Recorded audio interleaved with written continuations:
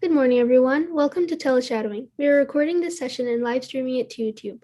We'll be having a Q&A session at the end, and you can ask questions in the YouTube Live and Zoom chats, and they'll be addressed.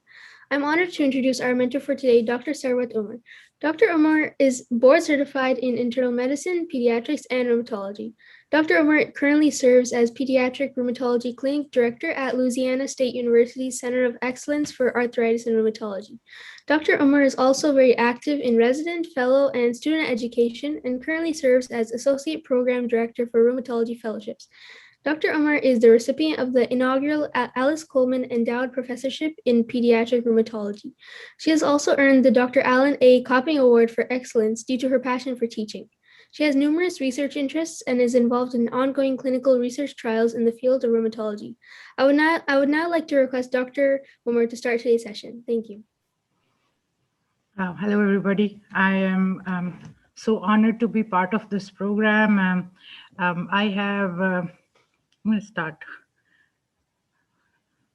So my screen, I will be able to go back to it for my presentation. Yes, you can screen share. You can click start share screen again.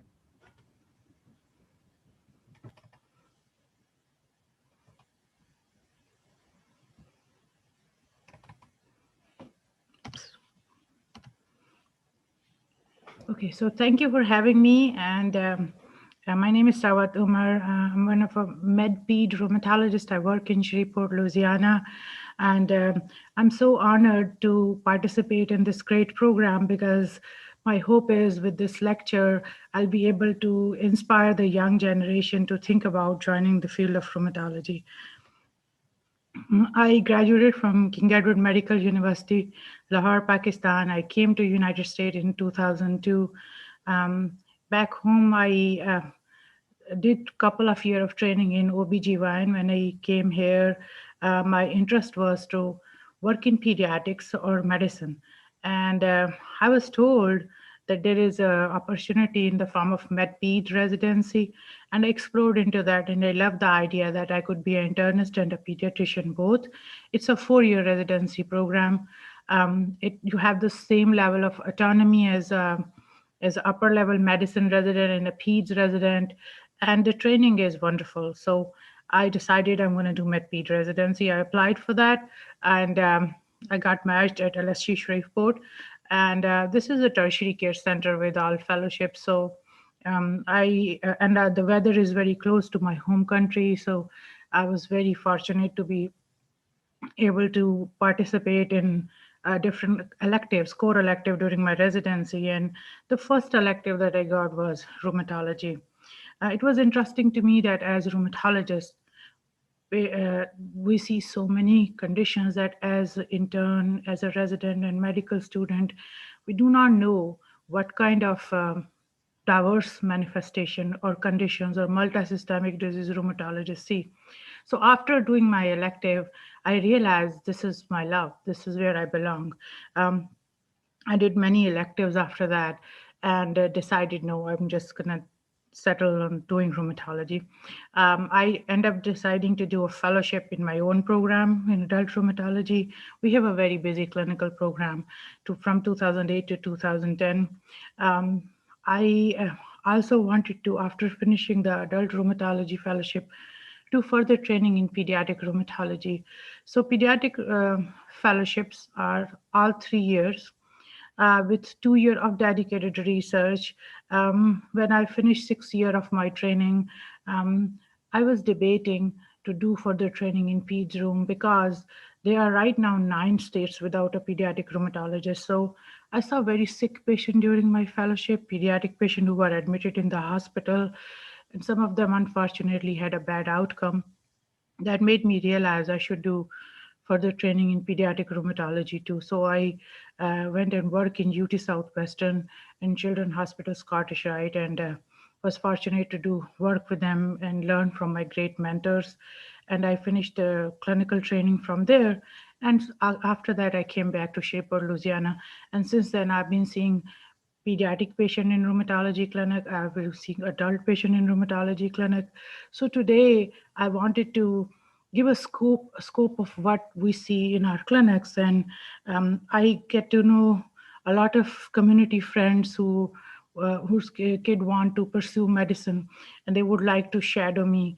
And unfortunately, with the pandemic, the opportunities have even been more limited. So what I'm trying to do is I'm trying to take you to my clinic, but I see without you being actually in my clinic. So let's get started. Just one small picture about my class. And this is my class from King Edward Medical College. I'm very proud of our badge. I can tell you my class is working all over the world. And this other picture is mine after 20 years graduating from my alma mater, and it was such a surreal experience to go back and visit the same places. So one message that I have for you who are inspiring to become in physicians or whatever field you're going to choose healthcare related in future, enjoy the moment right now, do your best, work hard, and persistence and perseverance is the key. If you will work hard, I can promise you you have a very bright future. Now I'm going to give you a little scope of what conditions I see in my clinic. So I see patients like rheumatoid arthritis, lupus, systemic sclerosis, also called scleroderma, vasculitis. Vasculitis is a condition, the other conditions we'll be discussing in detail. Vasculitis is a condition in which patients can have inflammation in their blood vessel, and with that they can come with different kind of ischemic manifestations. Vasculitis tends to pick vessels of different kind. So there are patients who have large vessel vasculitis. We call them temporal arthritis or Takayasu's arthritis. Temporal arthritis is present in old age, and Takayasu's present in younger age patients. Medium vessel vasculitis is polyarthritis nodosa, or primary CNS vasculitis can have medial vessel involvement. Medial arteries include vessels like renal arteries, mesenteric arteries, cerebral arteries. And then patients can have small vessel vasculitis. These are the patients who have involvement of capillaries, arterioles, and venules. They get inflamed, and then after that they get blocked or stenosed with some aneurysms, which is a term for the ballooning of the vessel before the areas which are blocked or stenosed. So patients with small vessel vasculitis could be NK positive or NK negative. NK is an abbreviation of antinuclear cytoplasm, antineutrophilic cytoplasmic antibodies, which has two patterns, C and P NK. So patients with NK positive vasculitis include patients like microscopic polyangiitis, patients like GPA, formerly called Wegener granulomatous, now called granulomatous with polyangiitis, and Churg-Strauss. Patients with NK negative small vessel vasculitis are conditions like good pasture syndrome. What happens in all these conditions that patient can present with problem with their lungs, so they can have either hemorrhage from their lung, or they can also have kidney disease or rapid kidney failure, and their biopsy shows past immune necrotizing glomerulonephritis. They are very sick patients. And good pasture syndrome is an NK negative but IgA vasculitis, in which they can have pulmonary renal syndrome, so they can have involvement of their lung and kidneys and present with bad pulmonary hemorrhage or kidney failure. And again, we meet all our vasculitis patients, the sick one, we will see them in the ICU, and when they are treated aggressively, they will have a better outcome. So apart from that, we also see patients with Crohn's disease or ulcerative colitis related arthropathy or IBD related arthropathy. And these patients can have either peripheral arthritis, which happens when their disease is very active, when their gut is very active, they are having GI symptoms, then they may develop peripheral arthritis. It improves as their gut symptom improve, or they can have axial disease, which means they can have inflammation in their lower back called sacroiliitis. We do also see patients with ankylosing spondylitis. This is a big term, and we have few slides to discuss that, as well as conditions like diffuse idiopathic skeletal hyperostosis. This is a condition in which there is calcification in the spine. It starts happening somewhere around the neck as well as in the thoracic spine, and happens in middle-aged men, that usually get managed by non-steroidal and physical therapy. Psoriatic arthritis, we also see a lot of patients with psoriatic arthritis in our clinics. Patients who have psoriasis rash, they develop arthritis in the future. And then some patients present with psoriatic arthritis first. And we have typical features of dactylitis in them, which is also called sausage digits. And then they later present with psoriatic arthritis, other features too, or as well as psoriasis rash. So we'll discuss that in detail. These three topics which are written here, including the fourth topic would be reactive arthritis. They are all lumped together and called seronegative spondyloarthropathies. And we see those patients in our clinic. We do see patient when they have one joint involvement and they come with a one swollen joint. And those could be patients with gout, pseudo gout, or septic arthritis. And we rule out infection in the joint first. And I'll explain to you in some slides that how we rule out that. Patients also are seen in our clinic when they have muscle weakness, and that is insidious and ongoing or chronic for a few weeks to months. And they can have conditions like polymyositis, dermatomyositis, statin-associated myopathies, metabolic myopathies. Most of these conditions with inflammatory myopathies, they have inflammation in their muscle that's causing damage to their muscle. We also see patients with Still's disease. This is a condition in which patient can present with fever, rashes. They have lymph gland enlargement. They have hepatosplenomegaly. And then they can have pericardial effusion. They are very sick looking folks, and later they develop arthritis. Fatal complication of Still's disease can be HLH or macrophage activation syndrome. We'll spend some time during the slide talking about HLH because it's a very important topic to know. Interstitial lung disease, we see interstitial lung disease in our clinics because there are so many of our condition in which there is overlap with the inflammation in the lung, and that leads to interstitial lung disease. Relapsing polychondritis is a very rare condition in which patients start having inflammation in their cartilage. Cartilage is present in trachea, it's present in nose, it's present in the ear. So these patients present with recurrent ear swelling, nose swelling, or saddle nose deformity. They can also have sensory neural hearing loss in which the nerve of the ear get involved. And they also can have problems in the form of subglottic stenosis where they have inflammation in their trachea, which is the airway, upper airway, and they can have in that area, it could be stenosed because of the persistent inflammation. It's a very rare condition, and we do see every once in a while that in our clinics too. IgG4 related disease is a newly defined syndrome for rheumatologists as multisystemic disease. I have developed a good cohort of patients in IgG4 related disease. And what is intriguing to me that we knew about IgG4 related disease for a long period of time with many spectrum of conditions which actually fall into IgG4 related disease. We'll talk about them.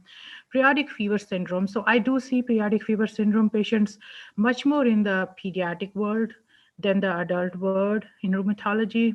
But some of the prototypic examples are familial Mediterranean fever and cryopyrin-associated periodic fever syndrome. These patients tend to have fever again and again because they have a defect in their innate immune system. You and I get fever when we are dealing with an infection. Compared to that, patients with periodic fever syndrome have a defective innate immune system which mounts fever without having any triggering factors. So these patients will benefit getting immunosuppressive therapy. Sarcoidosis is another multisystemic condition that we see in our clinics. These patients are very multisystemic disease too. Sarcoidosis can affect a patient from head to toe. Patients can have masses in the form of neurosarcoidosis in the brain. They can have uveitis. Patients can present with interstitial lung disease related to sarcoidosis. They can have hepatic involvement with hepatic granulomatous hepatitis. They can present with the kidney disease, with renal sarcoidosis. Also, we see patients with neuropathy with sarcoidosis, and finally sarcoid arthropathy, in which we see they have erosive arthritis because of the granuloma deposition.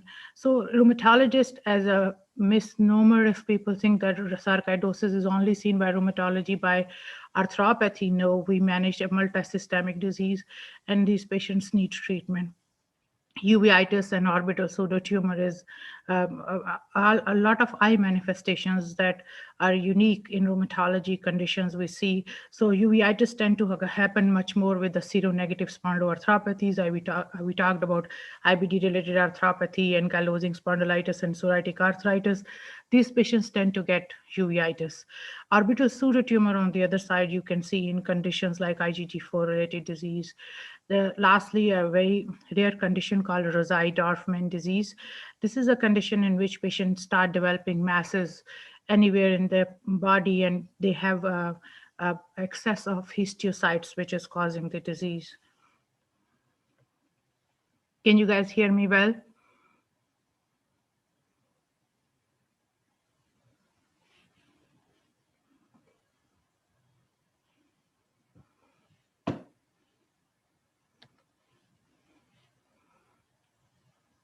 Okay, I'll keep going.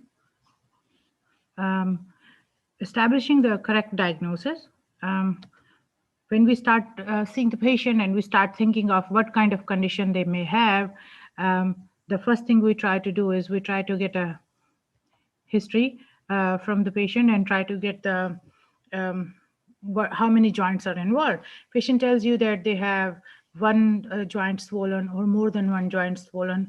Then you start asking them if they have morning stiffness or not. Morning stiffness is one of a very important feature because patients who have inflammation in their joint, they have stiffness in the morning. Inflammatory arthritis is like a gel which sits down for a while, and when you try to move it, it gets stiffened. So from that, we try to make an idea that if we are dealing with an inflammatory versus a non-inflammatory arthropathy. Also, symmetry of the joint involvement. If patient has asymmetric involvement, if one side wrist is involved and the other side ankle is involved, we are concerned that this could be more seronegative spondyloarthropathy versus symmetric arthritis we see with rheumatoid arthritis. We also try to see what precipitating factors are there, drug, infection, activity, trauma, and we try to establish a diagnosis by pattern recognition. Rheumatology is more about history and physical exam. By doing a thorough history and physical exam, you should be able to make a fair differential diagnosis and make a good diagnosis for the patient after doing a small amount of workup. We do a complete review of system, we look at their family history, and we know that seronegative spondyloarthropathies tend to cluster in the families. Most of these autoimmune conditions, they may sometimes skip generations. It's not a Mendelian pattern of inheritance, but we still see some of these conditions clustering in the families. So what are the 5 cardinal signs of inflammation? It's swelling, warmth, erythema, tenderness, loss of function. And among these, the most important by which you can tell a patient has arthritis is the swelling and the loss of function. So those patients who have active arthritis, their joint are swollen, and a classic patient will describe to you that they are not able to move their joint. Many times in the morning, the patients have a lot of swelling on their hands, and they will tell you they have to sometimes run their hand under hot water tap so that they can start functioning better. And they will either take sometime a hot shower bath before they can start moving in the morning because there's so much stiffness in the morning for them. So this is just a table showing the inflammatory versus mechanical features. So morning stiffness greater than an hour we see in patients with inflammatory arthritis. Mechanical features in which patients have problem, usually osteoarthritis or patients who have history of trauma to a joint. The stiffness is less than 30 minutes. Fatigue is very significant in our inflammatory condition. Patients feel very tired and they want to move around. Otherwise, as soon as they sit down, they start feeling worse. Compared to that, patient with osteoarthritis tend to get worsened symptom by the end of the day. And when they move around, they feel actually worse. And when they sit down, they feel better.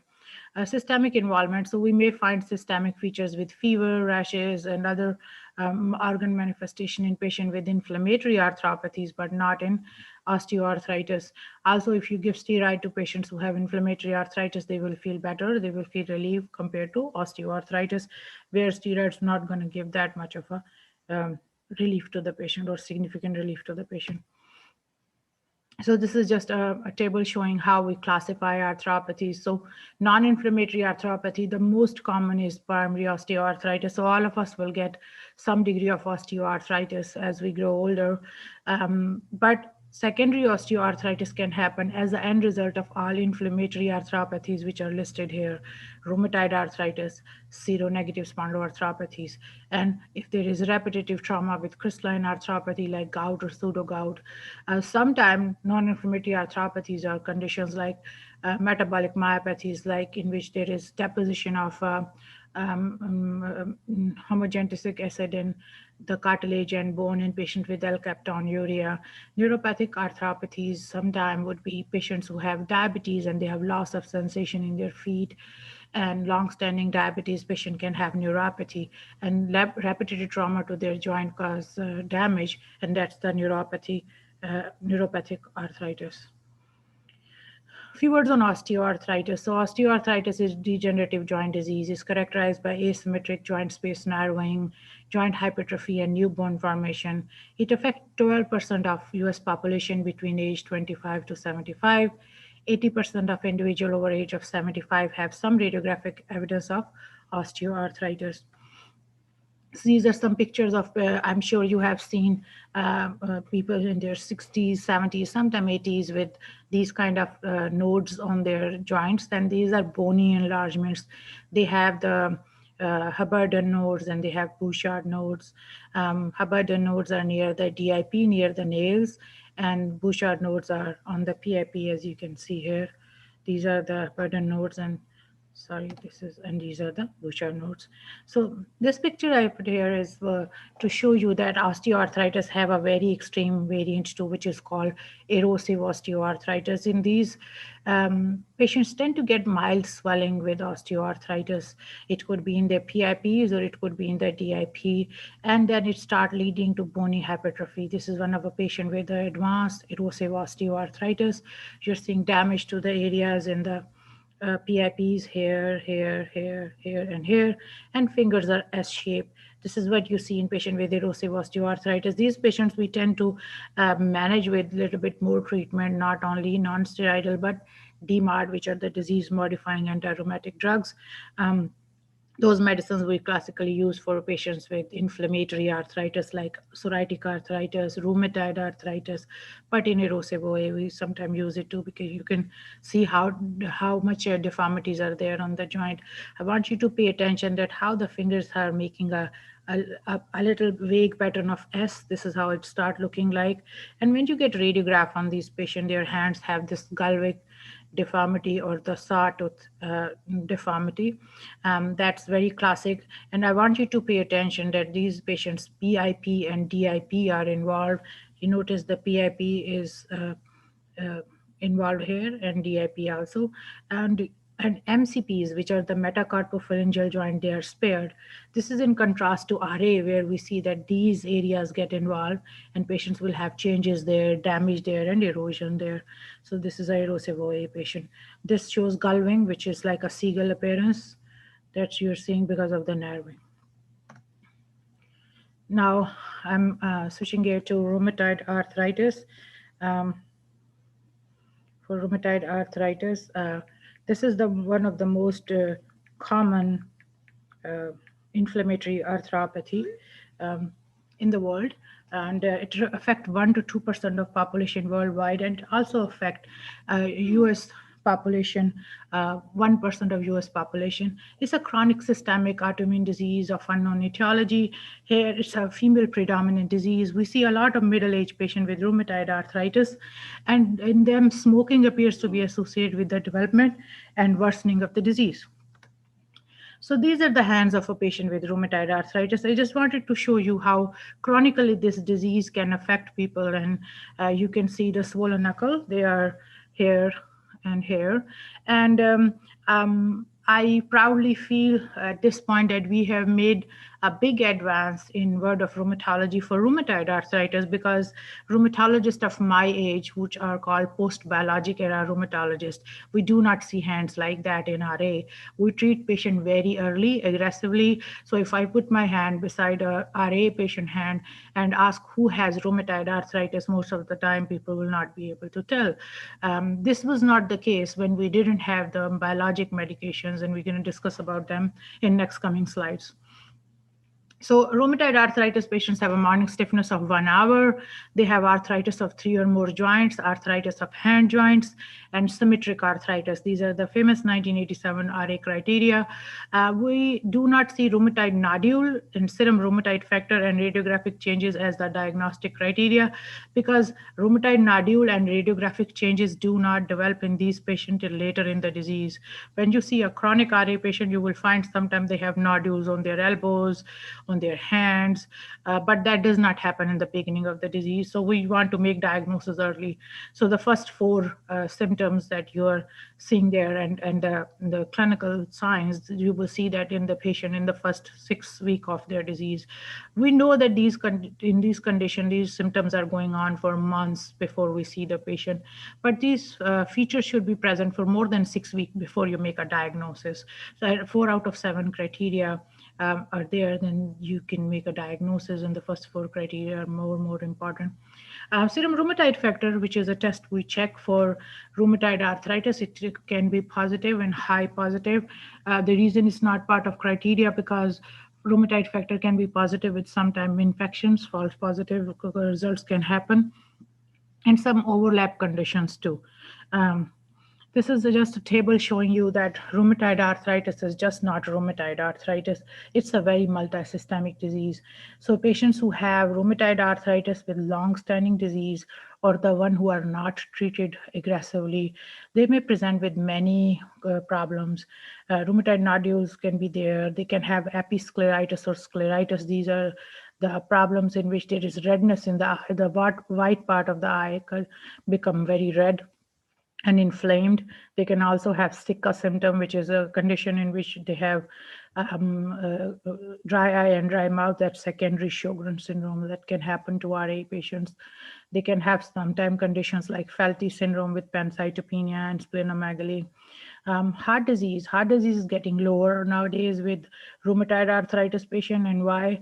Premature coronary artery disease used to be driven by inflammation, and also we used to give this patient a lot of steroids. Nowadays, we have such a good treatment options available for rheumatoid arthritis. We do not give rheumatoid arthritis patients steroids anymore. We try our best until unless sometime a patient who is very sick and our medicines work over weeks, not days, we may use a small amount of bridging steroid therapy. But in this age and era, it's a shame if a rheumatoid arthritis patient end up needing steroid for a long period of time. So less steroid use in rheumatoid arthritis have made patient heart better, and they do not have that much premature coronary artery disease. They do not have secondary amyloidosis because of the same reason. Lung involvement, 1/3 of rheumatoid arthritis patient can present with some degree of lung involvement. They can have lung nodules, they can have interstitial lung disease. Also patients can have one problem with the rheumatoid arthritis, their neck can get involved, and they have cervical spine involvement. So lumbar spine, which is the lower back, does not get involved with rheumatoid arthritis, but cervical spine, which is the neck area, that get involved. And the long-standing disease with patient is not treated adequately, or they have refractory disease, they can have risk of C1, C2 subluxation. Lastly, rheumatoid arthritis patients can have a vasculitis, and that is because, again, aggressive disease, and they can present with a foot drop or a wrist drop, and that's called Mononeuritis Multiplex. When we check the lab in rheumatoid arthritis patient, they look very inflamed. Their saturated CRPs are high, their platelet count would be high, they have normochromic normocytic anemia. So normochromic normocytic anemia is actually a theme in chronic inflammatory conditions. We notice that these patients have a hemoglobin around 9 to 10, but their RBC's size is normal. They are not hypochromic, or they are not macrocytic or microcytic. What is going on? So cells are too inflamed for the uptake of iron. There is no deficiency of iron. So these patients also, if you aspirate their joints, they will have inflammation in their joint, and the fluid will show a lot of nucleated cell. These are the cells we look for when we're looking for inflammation in the joint. So apart from that, high inflammatory markers like SED rate, ESR, erythrocyte sedimentation rate, which is a marker goes high in our condition, and CRP, that would be high. We check in these patient rheumatoid factor, which is, what is rheumatoid factor? It is actually a IgM antibody, which is directed against the FC portion of IgG. It's positive in patients with rheumatoid arthritis. Somewhere between 75 to 95% patient in different population are positive for rheumatoid factor. And now we have another antibody called CCP antibody, which is cyclic citrullinated peptide antibody positive. So a patient who has rheumatoid factor positive of many hundred, it's a true RA patient. But if you have a rheumatoid factor normal value or negative value is less than 15, and you have a patient of rheumatoid factor of 20 to 25, that could be false positive. So our classic RA patient that we call seropositive RA, they usually have rheumatoid factor positive in hundreds and CCP antibody sometime in thousands, and they have very swollen hands and they have erosions on their hand radiographs. That how we make the diagnosis of rheumatoid arthritis. These patients are ill-looking folks. They tell you they feel very sick, they're losing weight, and they don't know what's wrong with them. So in this patient, when we treat them, they can use the pain medication like non-steroidal analgesic, but that would not help them. That is just even mild symptomatic treatment. So we give them the DMARDs. The conventional triple DMARD therapy is methotrexate, sulfasalazine, and hydroxychloroquine. Now there is another a newer DMARD, disease-modifying anti-rheumatic drug called leflunomide. All these medicines, what they do is they increase the anti-inflammatory cytokine in the body and decrease the pro-inflammatory cytokine. Cyclophosphamide, which is Cytoxan, is only given when patients have rheumatoid vasculitis or nodular scleritis, which is a bad complication in the eye. So I'm going to show you our immune cascade so we can talk about biologic, because biologics are catching up in many fields apart from rheumatology. This is a cascade where we are seeing that there is either a self-antigen or there is environmental antigen, maybe a small dead part of a virus or a virion, which is taken up by the activated plasmacytoid dendritic cell. In the presence of MHC class 2, it's given to T cells. T cells get activated and secrete pro-inflammatory cytokines, and these cytokines will cause activation of B cell, which makes the plasma cells, which make the antibodies like RF and anti-CCP antibodies. And here synoviocytes and macrophages also get activated, and they secrete more cytokines.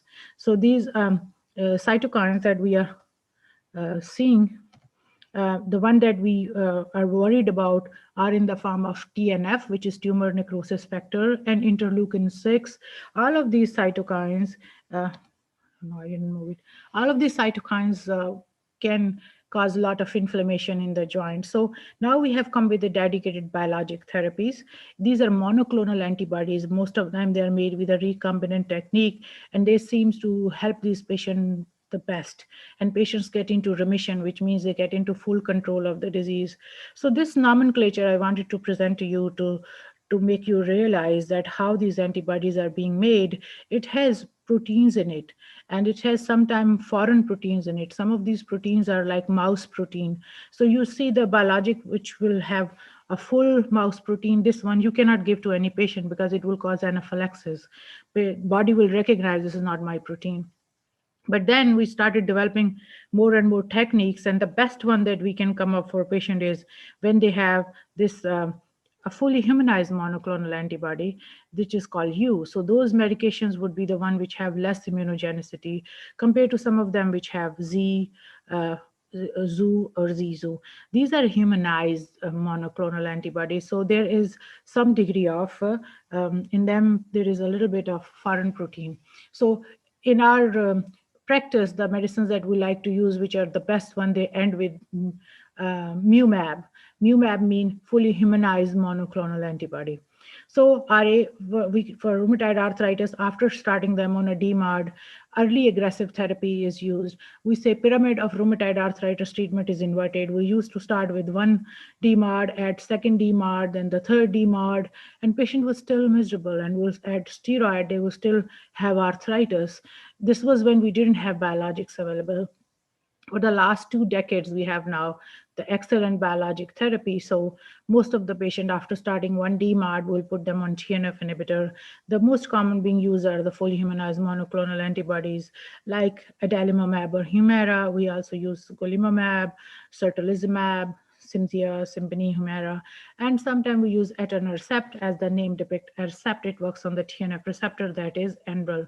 And one of the IV TNF inhibitor is Remicade, is used less. And see, any medicine which has an X in it, that means it's chimeric, so there is an X here, so it's one of our chimeric TNF inhibitor. Every once in a while we use that in our patient. You will also see patients who have IBD, they're also on infliximab. So we will, in our RA patient, use DMARD and add a biologic in the form of TNF inhibitor. Some patients will improve and they will have full remission. In other patients, if we have a problem and they are not tolerating the TNF inhibitor, we will move on to B-cell antagonist therapy like rituximab, which is here. This is a very long-acting IV treatment and it's repeated every 6 months. Or we can move the patient to a medicine called tocilizumab, which works on the interleukin-6, which is a pro-inflammatory cytokine. And then those patients are either given infusion once a month, and nowadays we are even using the sub-Q form, which is every 2 weeks. They give injection under their skin. We also have T-cell co-stimulatory inhibitor molecule called abatacept or Orencia. We use that in some selective RA patient too. And we know IL-1 inhibitor therapy like anakinra, we tried in RA, it doesn't seem to work that well. Small molecules, which are the oral biologics, JAK inhibitors, they are the one which also sometimes use in RA, and these patients, this is the newest drug in the market. So after talking about RA, let's talk about what are the single joint involvement in the patient. If we see a person with a single red hot swollen joint, it is a septic joint until proven otherwise. We tap that joint, we try to look for infections, and there can be some organisms which can cause infection in the joint, the most common being MRSA or Staph aureus, but there can be, if they have risk factors like sickle cell disease, they can have salmonella, many other way of looking at septic arthritis. When we aspirate the joint, we send the fluid for culture sensitivity, and we also do blood cultures at the same time. This table is just showing you that in a normal joint fluid, if we tap fluid of a patient who has a trauma to the knee and we end up tapping the joint, it may show some blood, but it will have less than 200 of nucleated cell. If we tap an osteoarthritis patient knee, it will have only up to 2000 of nucleated cell. If a patient has RA, or they have gout, they can have somewhere between 2,000 to 50,000 of nucleated cells in their joints. And then if the patient has septic joint, and then those patients tend to have more than 50,000 of the white cells, and more than 75% of that are neutrophils. These are the patients which make us nervous. But what I want you to pay attention is that inflammatory arthritis and septic joint cell count can sometimes be overlapping. So then we try to always figure out, are we dealing with septic joint or are we dealing with crystalline arthropathy like gout, and we wait for the cultures before we make final decisions, gram stain and culture sensitivity, in which we're trying to grow for what microorganism is coming from the joint. So SED rate and CRP are the two tests that are non-specific, but they are acute. CRP is acute phase reactant, and SED rate is a marker of chronic inflammation.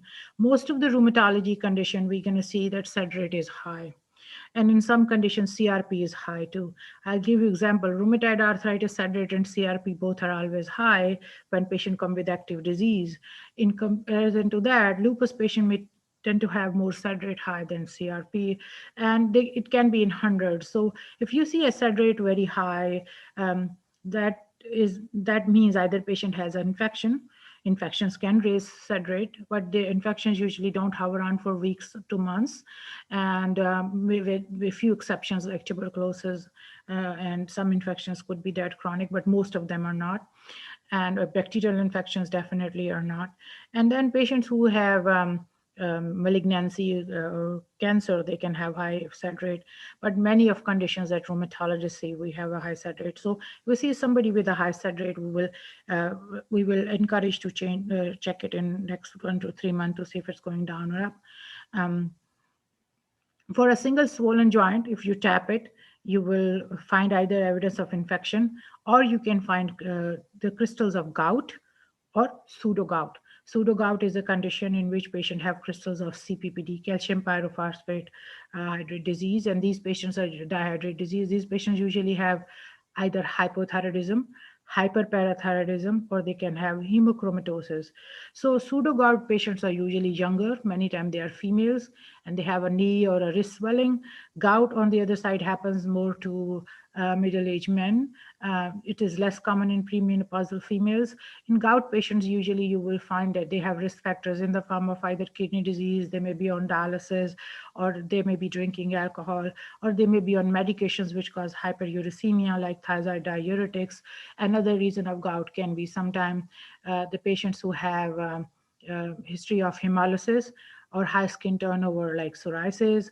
Hemolysis patients are patients who are like sickle cell disease. All the malignancies, hematologic malignancies, when patients are getting chemotherapy, they can get a tumor lysis syndrome and present with acute attack of gout with one swollen joint. So lastly, the gout also have some dietary triggers. So patients who eat a lot of red meat, it causes increased purines in the body that lead to hyperuricemia. All these things can cause gout. And rheumatologists see gout in our clinic. We see them in patient in the consults too. Usually we are helping gout patient either by aspirating their joint, giving them injection in their joint, or because giving injection in one joint could be a quick fix.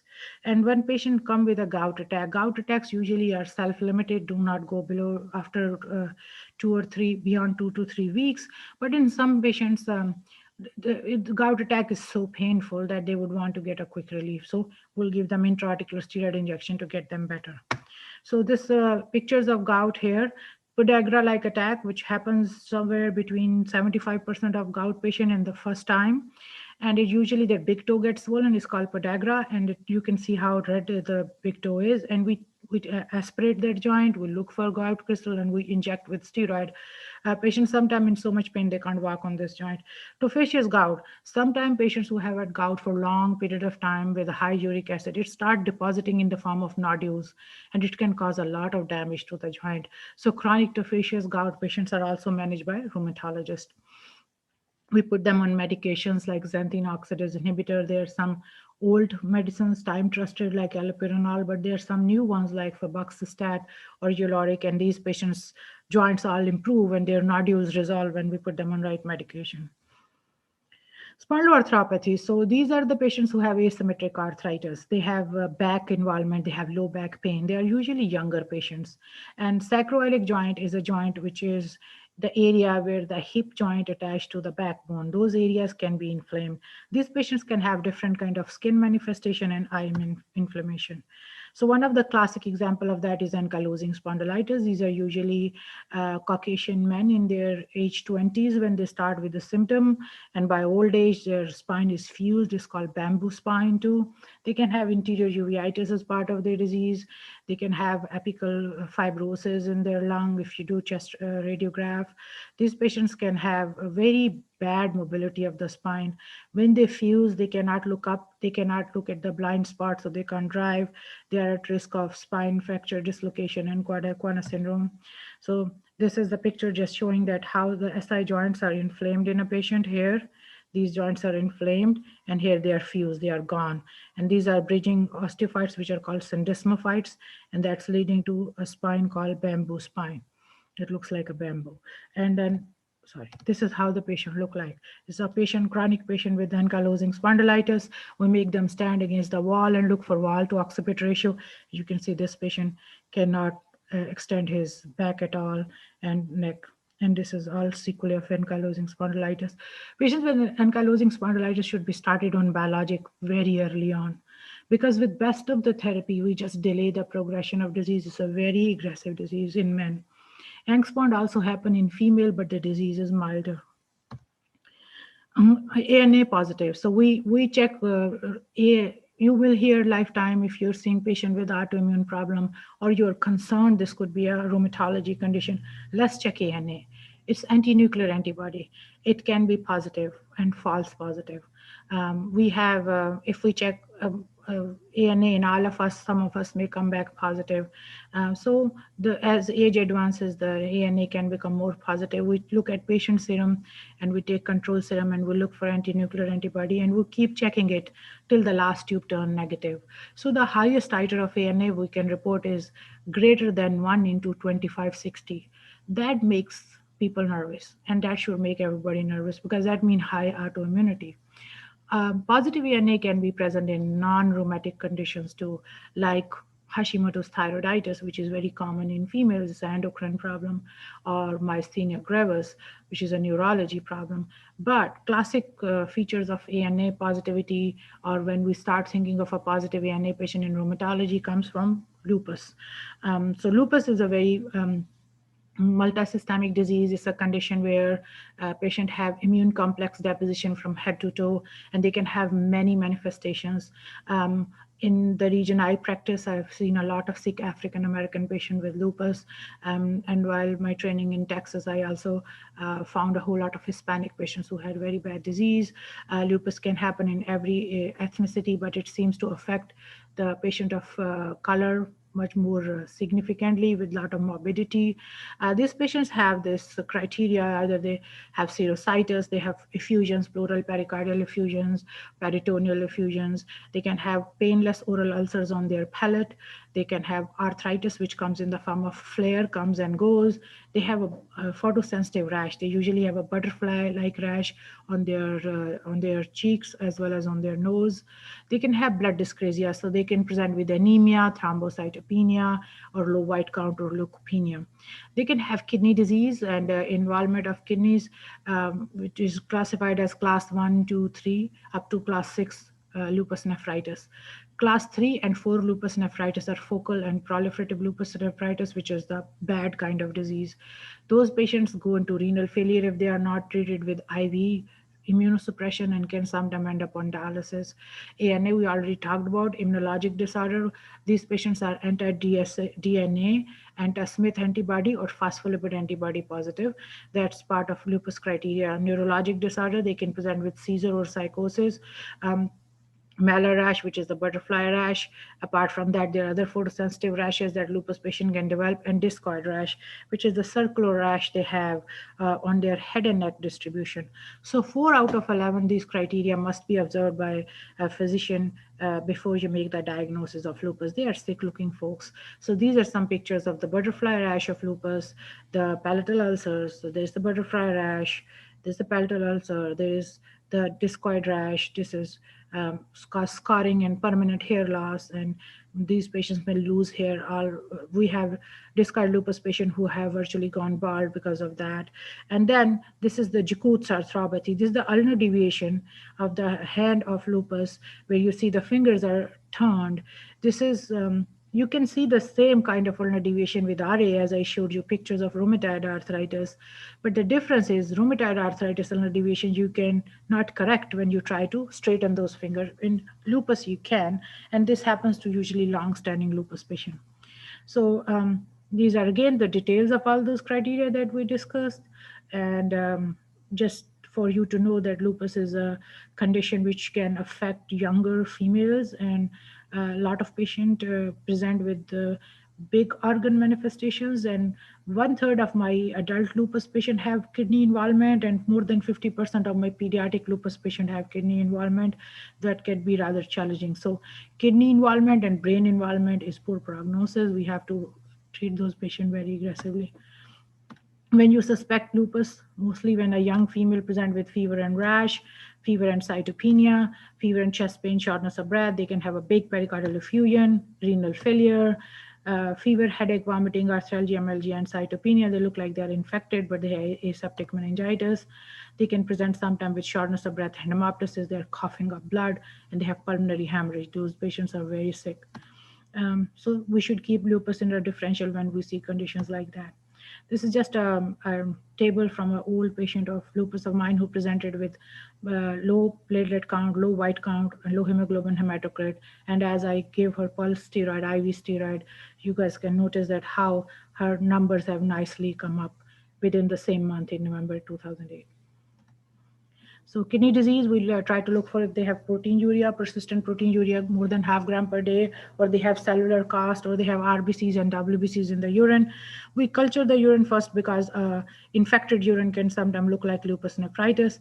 So culture it, and if it doesn't grow any organism, we start suspecting this could be a lupus patient with nephritis. Nephritis can happen with vasculitis too. So our urine, which has blood, protein, RBCs, and more than ½ gram of proteinuria, you must culture it first to rule out infection, and then if it is not infection, think about the etiology.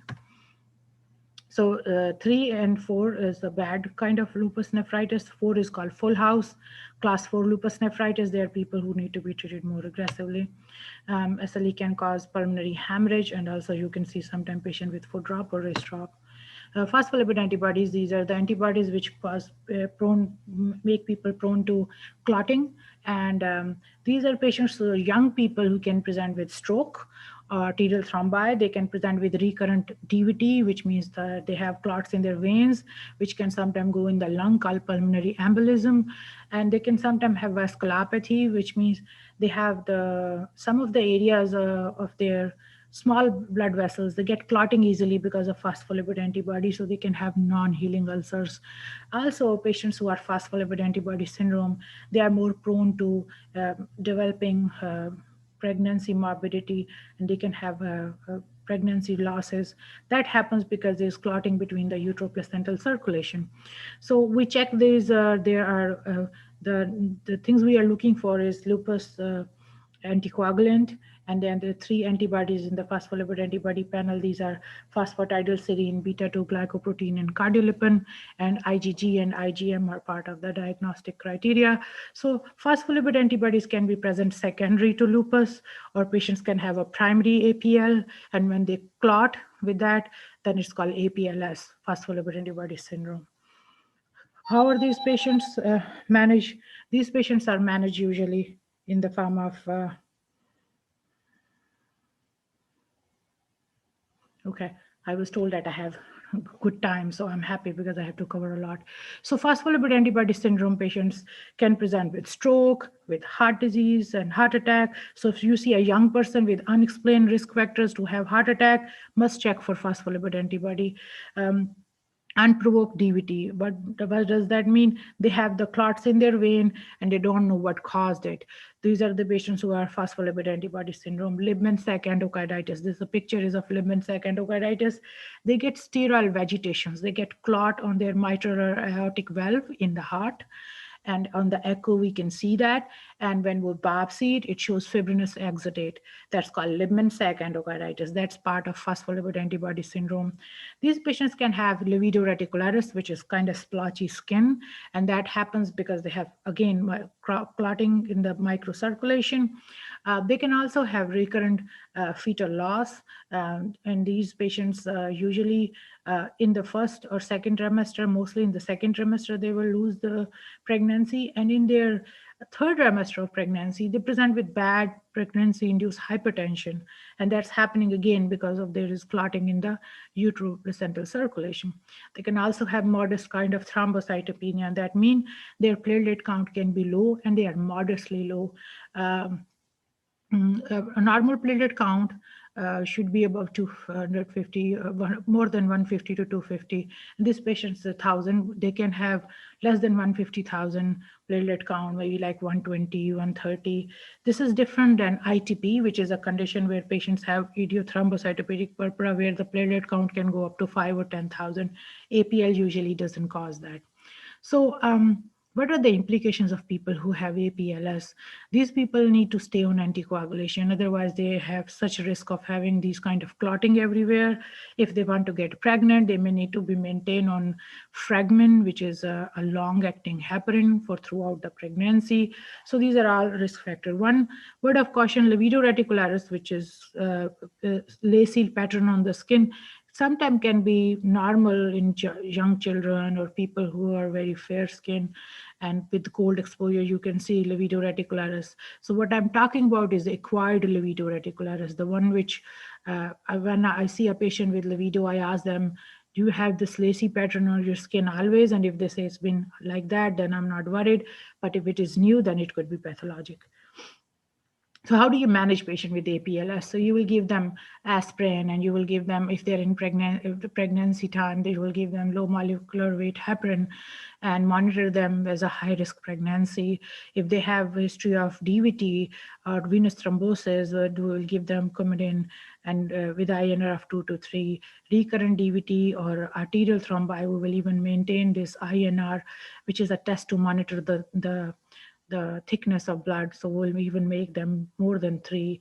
And then for stroke, we may put them on aspirin, Plavix, and they may need even more anticoagulation. There are some newer anticoagulation treatments available, which are called factor 10 inhibitors. And as per now, people who are triple positive or who are quadruple positive with APL, we still treat them with Coumadin therapy. And guidelines are still to keep on that because they are at risk of clotting. So after talking about, we have almost covered most of the arthritis. We did cover lupus so far and APL. Now we're going to move on to next condition we see in our clinic. These are the patients who have the Raynaud. The first picture you're seeing is these patients will have the bluish discoloration of their fingers when they touch cold water or they are exposed to cold weather. They get intense vasospasm in their vessels. So they have a triphasic color change. It changes from blue to white to red with a reactive hyperemia at the end. This is Raynaud. Raynaud is very common in female as a primary Raynaud too.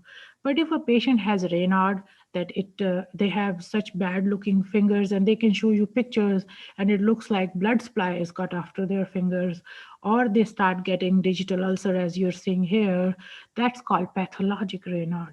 Those patients are having, their blood vessels are way too abnormal. They get intense vasospasm and they are not improving.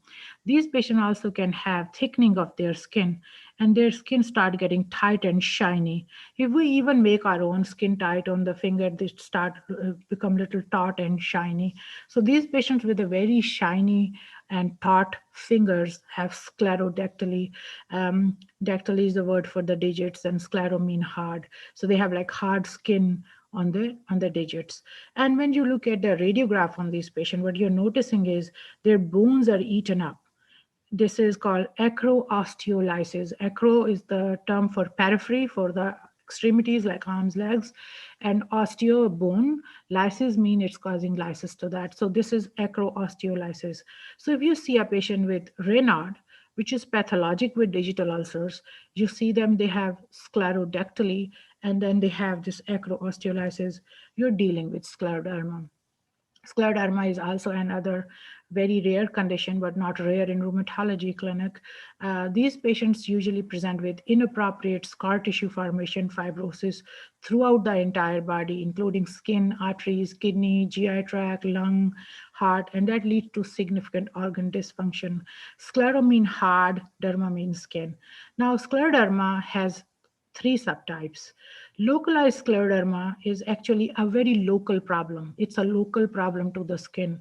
And that means patient has a patch of hard skin called morphia, or they have a streak of hard skin, which is called linear scleroderma. So I see localized scleroderma in my pediatric rheumatology clinic. This is much more a disease I see in children. It's a very, it can have its own morbidity, but it can have its own morbidity, but it's not as sick of the patients as you see the patient with systemic sclerosis or scleroderma. Systemic sclerosis patients have 2 variants. One is called limited scleroderma and other is called diffuse scleroderma. Limited and diffuse scleroderma. How are they defined? Limited scleroderma patients tend to have the skin tightening in a glove and stocking distribution and on the face. They don't have the trunk involvement, so they don't get the chest or abdomen. These areas, they do not get thickened. And in the past, limited scleroderma used to be called CREST. CREST is an acronym for calcinosis, Raynaud, esophageal dysmotility because they have issues with their esophagus, which is the food tube. They also have sclerodactyly and they have telangiectasias. These are the small blood vessels which are abnormal and they bleed easily. So these things are present in patients with limited scleroderma. We don't call them crest anymore because there was a benign notion associated with crest that it's a milder disease and patients don't die of this disease. These patients developed digital ulcers, they were vasculopaths, they had pulmonary hypertension, which is kind of a blood pressure in the lung, which can cause issues. And those patients can have high mortality just because of developing bad pulmonary hypertension. Compared to that, diffuse scleroderma patients tend to have all skin involvement with glove and stocking and face distribution, but they also have involvement of lungs many times and have interstitial lung disease, which is a bad news. They also can have some kidney problems. So they have much more internal organ involvement. They also can have heart problems. So diffuse scleroderma or systemic sclerosis is actually the worst prognosis kind if we don't treat them aggressively. These are very rare conditions, so patients sometimes don't get diagnosed for a while. So we already talked about Raynaud. Most of scleroderma patients, systemic sclerosis, which is diffuse, or limited scleroderma, both have Raynaud. And the Raynaud patient have the triphasic change and they can have Acro Osteolysis. Unfortunately, sometimes scleroderma patient present in the ER and they are having so much pain in their fingers and their fingers are getting gangrenous, and that's because of so much ischemia is going on with their bad Raynaud. They need at that time emergency Botox injections, sympathectomies, and a whole lot of treatment and a lot of vasodilators that we use for them when they present with these emergency. Skin changes, we talked about limited scleroderma with the involvement of the glove stocking distribution and face. Diffuse scleroderma involve the trunk too. Also, a scleroderma patient can have post inflammatory hypopigmentation, so they can have sometime rash on their chest, which looks like salt and pepper appearance. They also can have calcinosis. Calcinosis happen in two conditions in rheumatology. One is dermatomyositis and other is scleroderma. In dermatomyositis, it happens because of untreated condition. In scleroderma, it can even happen to a very treated patient too. Musculoskeletal involvement in scleroderma. Initially, patient present with arthritis, puffy looking hands, and later they develop the contractures, they develop the sclerodactyly, as we already saw the pictures, how their hands were getting into a contracture. They can have some degree of myositis in the beginning, and later they develop myositis and inflammation in the muscle, and they can develop later atrophy. They can also have the tendon friction rub and contractures as part of their disease. So these are some pictures of patients with scleroderma. So the first picture is showing you a lady who has very tight skin around the nose, as well as also there's a tight vermilion border. But you can notice this patient can't open the mouth that wide. That happens with the narrowing of the oral aperture to scleroderma patient. Sometimes scleroderma patients are referred to rheumatologist by dentist or oral surgeon, and we are told that they cannot open their mouth wide open. There's something wrong with the patient, and that's how we get the scleroderma referral. Sometimes these patients present with bad anemia because the telangiectasia, as I was talking about, they can have small blood vessels which are abnormal on their skin. They are visible, you can see them. But sometimes they have telangiectasias in their stomach. And this picture is showing you endoscopy and showing how those telangiectasias can get bigger and bleed. And you are seeing it's called gastric vascular enterolactasia or watermelon stomach. These patients need an endoscopy and need to see a gastroenterologist, which is a stomach specialist, and they will do photocoagulation, laser photocoagulation to stop the bleeding. And sometimes these scleroderma patients will need blood transfusions because of that. So the GI manifestation in scleroderma are very impressive. These patients can have dysphagia. They have difficulty swallowing the food. This happens because they start getting fibrosis in their esophagus too. And lower 1/3 of esophagus classically get involved. they have bad reflux disease or GERD, they will sometimes develop a condition called Barrett esophagus, where they keep getting the reflux in the esophagus lower part, and they start changing the mucosa and cause metaplasia in the esophagus. They can develop stricture there. That means the area just get closed. So when they're trying to eat food, it just come back. I already saw the picture of GAVE. Then sometimes they can also have GI bleed from telangiectasias from small and large intestine, or they can sometimes have wide mouth diverticula. Renal crisis, so that's another problem with diffuse scleroderma patients. We try to not give too much steroid to scleroderma patients because they have risk of renal crisis if they have diffuse scleroderma. The risk is highest in the first 5 years of the disease, and if you put them on more than 20 milligram of prednisone, they can present sometimes with very high blood pressure, malignant hypertension, and rapidly progressive renal failure. These are patients with scleroderma renal crisis. They are managed with a medicine called ACE inhibitor, which is also used for hypertension or high blood pressure. Cardiac involvement. So sometimes scleroderma patient can present with a big pericardial effusion. This is fluid which is squeezing their heart, and they can have tamponade. That's a very big emergency. So in those patients, we'll end up sometimes giving them a whole lot of steroid, even though we put them at risk of renal crisis because of that. Patients with scleroderma can sometimes have fibrosis in the conducting pathway of the heart. So that's why they can sometimes present with fatal cardiac arrhythmias like ventricular tachycardia and have bad prognosis. Lung involvement. So we thoroughly screen our patient with scleroderma for lung involvement. So patients who are, and we should probably here take a minute to talk about the antibodies. So CREST syndrome patient, formerly called CREST, is easy to remember, C for CREST and C for centromere antibody. Their antibodies in the blood which are positive are centromere antibody. Compared to that patient who have diffuse scleroderma, they have SCL70 antibody, which is also called anti-topoisomerase antibody. Patient with SCL70 antibody or anti-topoisomerase antibody are the one which are at risk of inflammation in the lungs. So they have interstitial lung disease. We need to treat that. If we do, it starts with a ground glass inflammation, and we treat it seriously with medicines like we sometimes start with mycophenolate mofetil, which is a tablet, but then we give them IV medication many times, which are medicines in the form of cyclophosphamide, rituximab. We do that because if the patient does not get treated properly, their inflammation in the lung change to fibrosis in the lung, which is called honeycombing.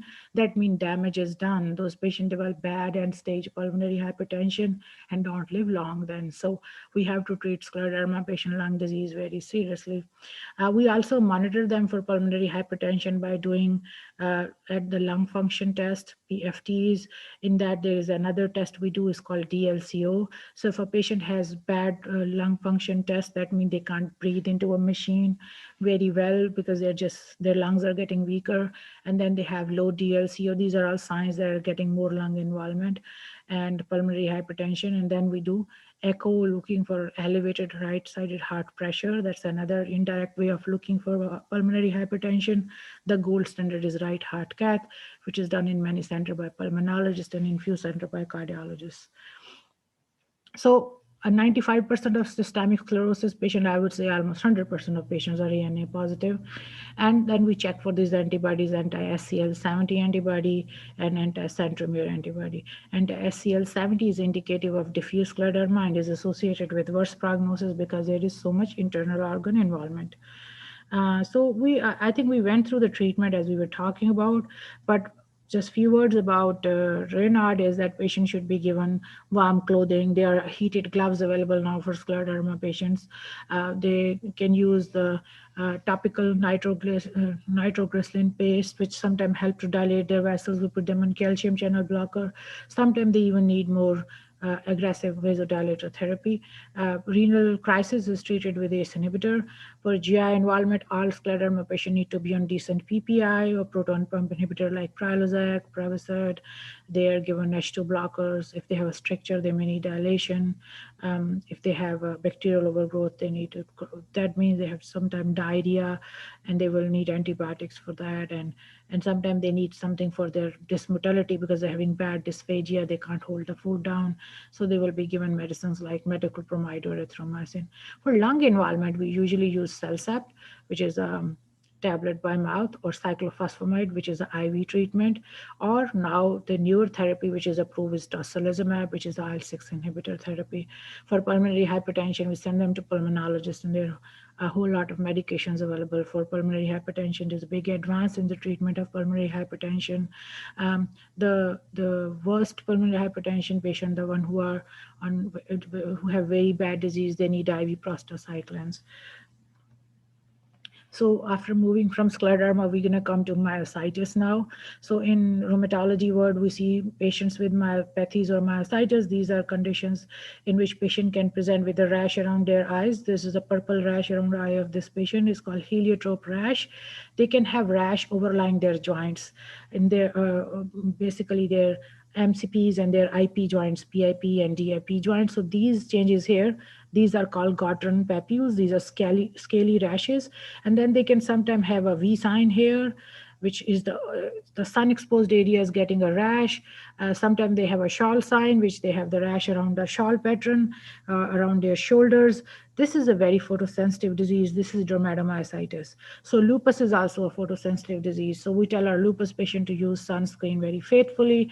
Same way we ask dermatomyositis patient to use sunscreen very faithfully. So patients who have myopathy, who present in our clinic, they have muscle weakness. And they may have the symptoms going on for months to years sometime. So these patients could be either polymyositis, where you don't see these classic rashes that I showed you, they just have muscle weakness, or patients who have dermatomyositis, where they have these rashes along with muscle weakness. What happened with these patients is they have proximal muscle weakness. They can't lift up their arm for a long period of time. They cannot get up from a seated position. So they will tell you there is something really wrong with them, because they cannot get up. They cannot sometimes get up to go to the restroom. They cannot get in and out of the car. And sometimes these patients get that sick that they are bedbound. And these patients we will see in the inpatient consults. And in these patients, they can also have sometimes dysphagia. Dysphagia is because the upper one third of esophagus is involved.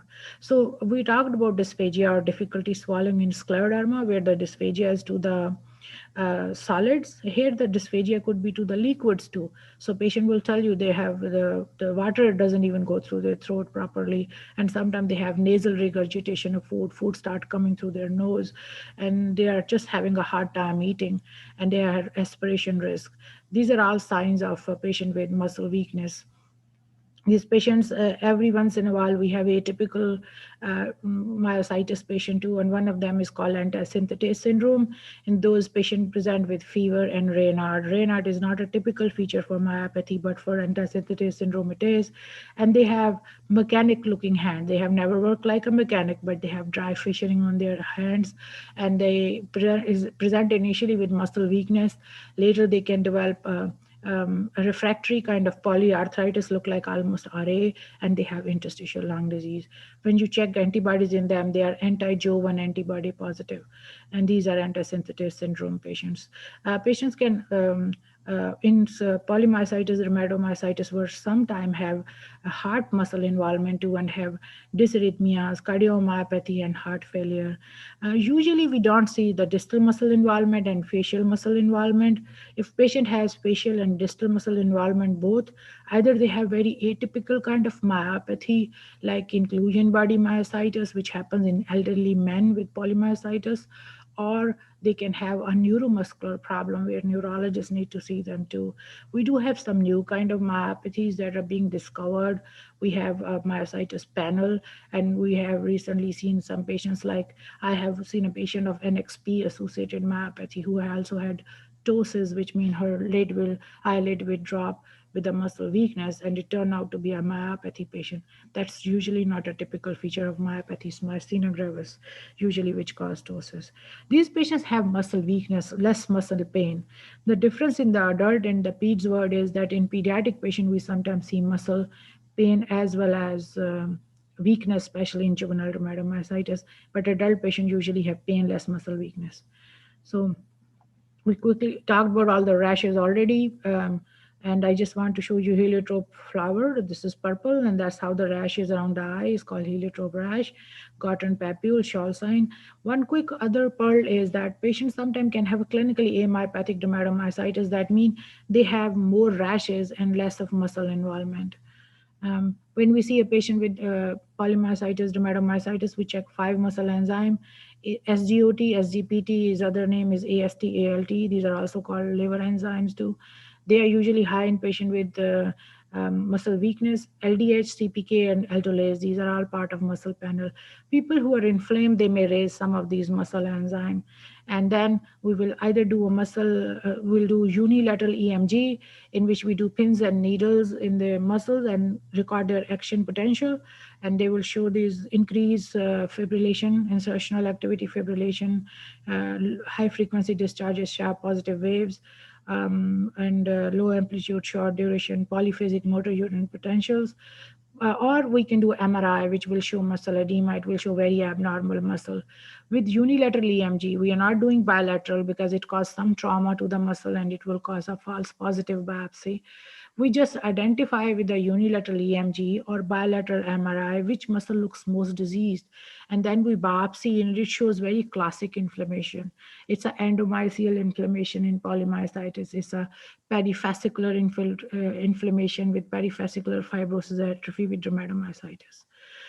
This is one table just quickly showing you that myositis antibodies, there are so many myositis specific antibodies that we are seeing nowadays. There is a whole spectrum for antisynthetase syndrome. There is a spectrum of some conditions, some antibodies which are associated with malignancy, like NXP2 and TIF1 in elderly patient, NXP2 in younger patient has risk of calcinosis. MDA5 is another antibody which leads to patient who have muscle weakness, but they are more clinically amyopathic dermatomyositis, and they have ischemic ulceration on their skin and can have lung involvement with interstitial lung disease. Necrotizing autoimmune myopathy is seen more with anti-HMG CoA reductase antibody, which is prior statin exposure, or anti-SRP, which is signal recognition particle antibody. These are all advanced knowledge about myopathies and myositis panel. We treat the patient with myositis usually with steroid if they are very sick. They have a lot of aspiration going on, dysphagia, or bed bound. We will pulse them or give them IV steroids in the hospital. Otherwise, we put them oral steroid. Then we spare the steroid gradually by adding medicines, methotrexate. And if that alone does not help it, we add other medicines like azathioprine or mycophenolate mofetil. Sometimes they need IVIG, and very sick patient may need plasmapheresis. And now with antibody positive disease, some patient we even use rituximab. Rituximab also help when patient have interstitial lung disease with myositis or myopathy. Red flags of vasculitis. Vasculitis is a very tough condition in which patients present with many features. We talked about that there can be large vessel vasculitis, medium vessel vasculitis, or small vessel vasculitis, and they have very characteristic patterns. Rheumatology is all about pattern recognition. I close my eyes and hear my mentor saying, no single blood test will ever recognize a rheumatology condition. That is so true. Patients with vasculitis have fever of unknown origin, unexplained multisystemic disease. A person come unexplained glomerulonephritis, kidney failure, think of vasculitis, unexplained heart attack, stroke, GI ischemia, foot drop or wrist drop with mononeuritis multiplex, suspicious rashes which are not healing, palpable purpura, baculopapular rash, nodule ulcer, levito reticularis, these are all signs of vasculitis. IgG4 related disease is something that we knew about a long time, that these are conditions which exist, which are now all linked to IgG4. IgG4 related disease patients can have sometime involvement of their salivary gland and present with parotid submandibular gland involvement. These are all the organs IgG4 can involve: pancreas, biliary tract, salivary gland, periorbital tissue with orbital pseudotumor. If I go one by one, autoimmune pancreatitis, patients can have involvement of salivary gland swelling, orbital pseudotumor. They can have membranous GN or interstitial nephritis because of IgG4. They can have fibrosing mediastinitis in the lung. They can have lymphadenopathy. They can have pachymeningitis, or they can have pituitary hypophysitis with lymphocytic involvement with plasma cells and IgG4 elevation. They can have iotitis, they can have pericardium involvement, they can also have retroperitoneal fibrosis, thyroid, skin, breast, and prostate can be involved. So a metaphor, so Japanese first time discovered that IgG4 is high in patient with autoimmune pancreatitis, and this all discovery happened somewhere between 2001, and they linked it with to autoimmune pancreatitis in 2003. But then they describe a very great metaphor of how IgG4 is like a crow which was flying through the dark night and we didn't know about it. And now we can see this crow in the daylight, and we are noticing how many places there are problem with these patients. Riedl's thyroiditis has been described in literature for many, many years. There is actually a condition called Mikulicz disease, which was described by Dr. Professor Mikulicz in 1892, in which there was a male presenting with salivary gland enlargement. That was the first patient of IgG4 related disease that has been described in literature. And now we know that these all conditions are linked to each other. I do have a dedicated grand round on IgG4 related disease. If you want to hear it, it's on the YouTube with my name. You can search it. Connective tissue disease associated interstitial lung disease. There are so many patterns that we see in our condition with lung involvement. So this is non-specific interstitial pneumonitis that you can see all a normal lung should look black. So there's some area normal here, but all this area where there's so much the white involvement, that's inflammation. And this is in the pattern called NSIP that's present in lupus and scleroderma. Lung involvement with RA can cause some inflammation, and some areas can have honeycombing that you see here. That's called usual interstitial pneumonitis. Lupus patient can present with pulmonary hemorrhage, diffuse alveolar hemorrhage look like that. And lymphocytic interstitial pneumonitis that you're seeing here, you can see that in Sjogren's syndrome patient, which is a dry eye, dry mouth syndrome, which can exist with or without lupus. Diffuse alveolar damage, which is a lot of damage to the alveoli and lungs in patient. You can see that in patient with dermatomyositis and polymyositis. This is a feature I've seen with my Md5 dermatomyositis patient. The youngest patient with Md5 dermatomyositis I've treated is 6 years of age. This is honeycombing of the lung. That means the damage is done. When so much honeycombing has happened, that means you cannot act on it, you cannot improve it. So these patients should have been treated way earlier than the honeycombing happened. And unfortunately, we see patients like that too. Few words on hemophagocytic lymphohistiocytosis, or called HLH. HLH is uncontrolled systemic inflammation, which is driven by lymphocytes that activate the macrophages. So HLH can be primary, in which the patients are born with defective neutrophils and have perforin and granzyme B defect. So these proteins basically punch hole in the wall of the viruses, bacteria when they attack our system, our body, and lead to the clearing of them. But in patients who have primary HLH, they have an immune deficiency because of which they cannot clear it, and that lead to activation of macrophages. Secondary HLH patients usually are patients where there is a trigger, which could be a virus like EBV, which could be autoimmune conditions like Still's disease, in children systemic onset GIA, or malignancy, that patients start getting activation of macrophages everywhere. In rheumatology word, it's called macrophage activation syndrome for our conditions. But if it is triggered by other conditions like viruses or malignancy, then it's called secondary hemophagocytic lymphohistiocytosis. These patients are very sick. They have more than 50% mortality if you don't treat them faster. In these patients, they have persistent activation of cytotoxic T lymphocyte, natural killer cell, and macrophages, which lead to excessive cytokine storm. And in these patients, you see the soluble IL-2 receptor, or CD25, is high.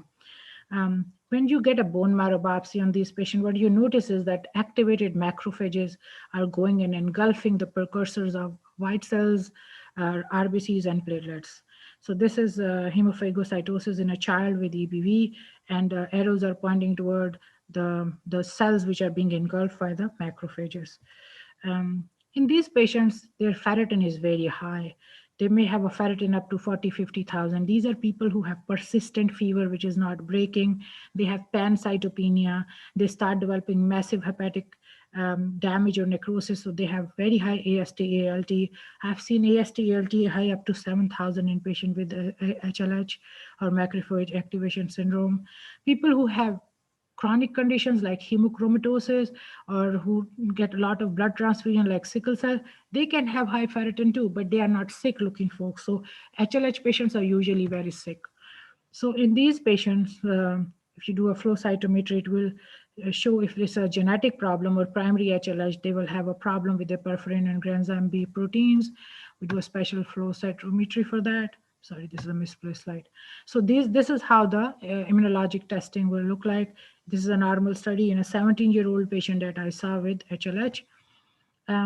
So in this patient also, when you check the blood work, what is interesting things are that the more interesting things are that a patient who has a SED rate of 100, next day SED rate cannot be 3, they develop low fibrinogen, and that changes the stickiness of the RBCs. So their SED rate abruptly drops, and they have persistent fever, they have worsening pancytopenias, and they have elevated liver enzyme. Their triglycerides go above 350 or so.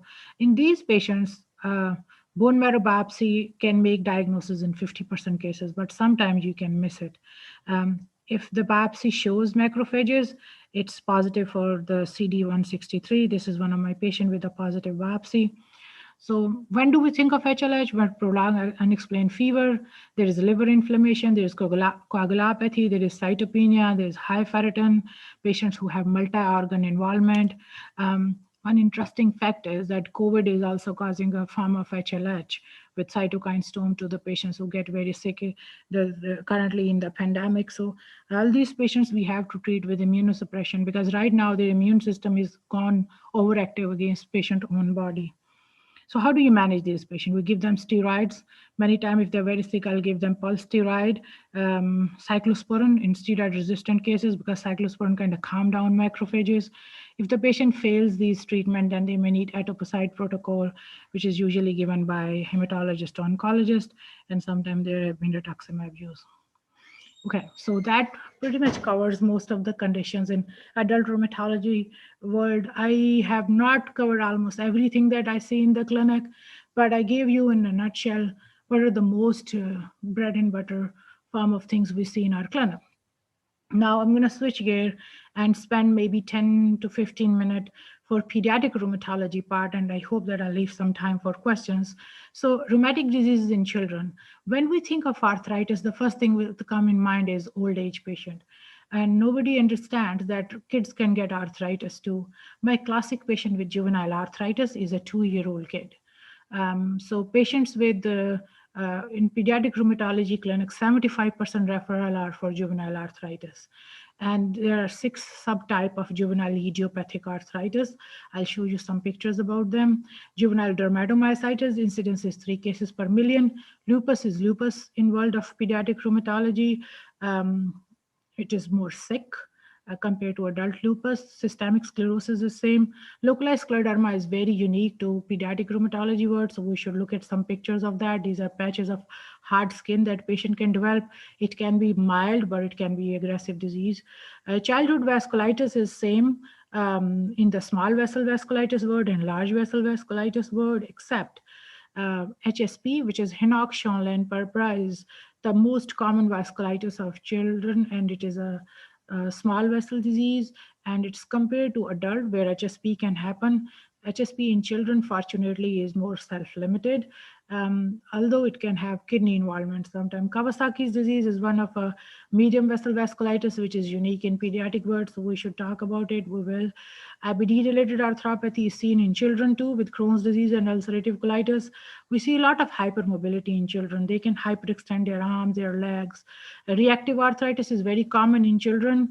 So if a kid comes with swollen joint and they had a viral infection 2 weeks ago, we usually treat with only non-steroidal. Definition of juvenile arthritis is the patient should have more than 6 weeks of swollen joint in a child less than age 16. Periodic fever syndrome, I tend to see more in my pediatric rheumatology ward. These are patients with familial Mediterranean fever, patients who have TNF receptor associated periodic fever syndrome, patients who have hyper IgD syndrome, patients who have cryopyrin associated periodic fever syndrome. It has 3 variants, which include familial cold urticaria syndrome, Muckle-Wells syndrome, and also patient with neonatal onset multisystemic inflammatory disease called NOMID. Autoinflammatory bone disorders are seen in Pete Room clinic, and these are usually people with chronic recurrent multifocal osteomyelitis. Patients present with multiple osteomyelitic lesions and they have a defect in their innate immune system. It's not infection. One form of that present under age 2. That's called Majeed syndrome. We also see juvenile sarcoidosis patient in the Peds rheumatology clinic. The children between age 1 to 4, if they present with sarcoidosis, they have 4 features of fever, uveitis, sometimes bilateral raging uveitis to the point of concern of blindness is there, or they can have boggy kind of synovitis with arthritis, or they can have rashes. And these rashes are usually thick plaques with brown discoloration.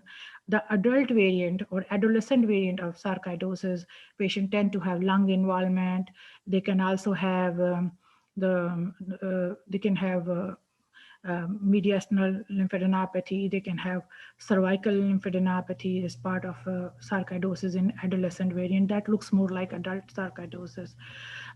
So this kind of a little understanding of how the peds rheumatology referrals are. One quick fact I want to give here is that there are 300,000 children with juvenile arthritis in the United States. And since 9 states are without a pediatric rheumatologist, average patient have to sometimes travel 500 miles to go find a nearby pediatric rheumatologist. Only 25% of children have access to a pediatric rheumatologist. And if they don't get treated early on, as they grow into adult life, they may have deformities, chronic joint damage, which is bad for the patient. And this is the classification for juvenile idiopathic arthritis. Patients can present with in the past, they all used to be called juvenile rheumatoid arthritis. That's not true. Juvenile rheumatoid arthritis is only 5% cases of juvenile idiopathic arthritis. So if patient has oligo-GIA, which means they have less than 5 joint involvement, we try to see if they are young age patient between age 1 to 4 and 1 joint involvement, then they may be polyarticular GIA. They are mostly females. If they have less than 5 joint involvement with 1 big swollen joint, but a finger or toe looking like dactylitis, then they may have psoriatic arthritis. If they are a teenager or are in their tween age, and usually a boy with Native American descent, they can have 1 ankle swelling or Achilles tendon thickening, and they have enthesitis-related arthritis. If patients have polyarticular GIA, there are 2 forms. One is present in young age, between age 1 to 4, and usually they have many swollen joints. So this is a young patient, usually a young girl sitting in the wheelchair with multiple swollen joint and all blood work is negative. That's seronegative polyarticular juvenile idiopathic arthritis. The adolescent variant is seropositive polyarticular JIA, and these are the patients who should be called JRA, juvenile rheumatoid arthritis, because they look like RA patients in adult, and they are RF antibody positive, maybe CCP antibody positive. And the 6th variant in systemic onset GIA, in the GIA, systemic onset GIA, as the name depicts, systemic onset, that means they have systemic feature first and then they develop juvenile arthritis. So these patients have a quotidian or double quotidian pattern of fever. Fever comes certain time of the day, just morning, sometime morning and evening, and that time they get a evanescent salmon color rash, non-specific rash. These patients are very sick. They can have hepatosplenomegaly, pericardial effusion, lymphadenopathy, and in these patients, 1/3 may not develop arthritis for a while, so they are challenging. We have to rule out infection and malignancy before we make the diagnosis. Systemic onset GIA patients have very high white count, very high platelet count. Hemoglobin goes down to 7, even with anemia of chronic disease, usually hover around 10. So they're very inflamed. They have a high LDH and a ferritin around few thousand. And these are the patients which have risk of macrophage activation syndrome. So this is the picture of a polyarticular GIA, a young girl of age 2 with a swollen knee. If this patient is not treated aggressively, the knee which is swollen will, that leg will grow faster. So there would be leg length discrepancy. You're seeing in this picture, right leg is longer than the left leg. And also there is some muscle atrophy that you can observe, that leg look thinner on the right side than the left side. Um, these patients who have oligo-GIA, if they have a positive ANA, they have risk of uveitis, and if they are not treated timely with immunosuppression, sometimes it leads to bad problems like band keratopathy, glaucoma, cataract.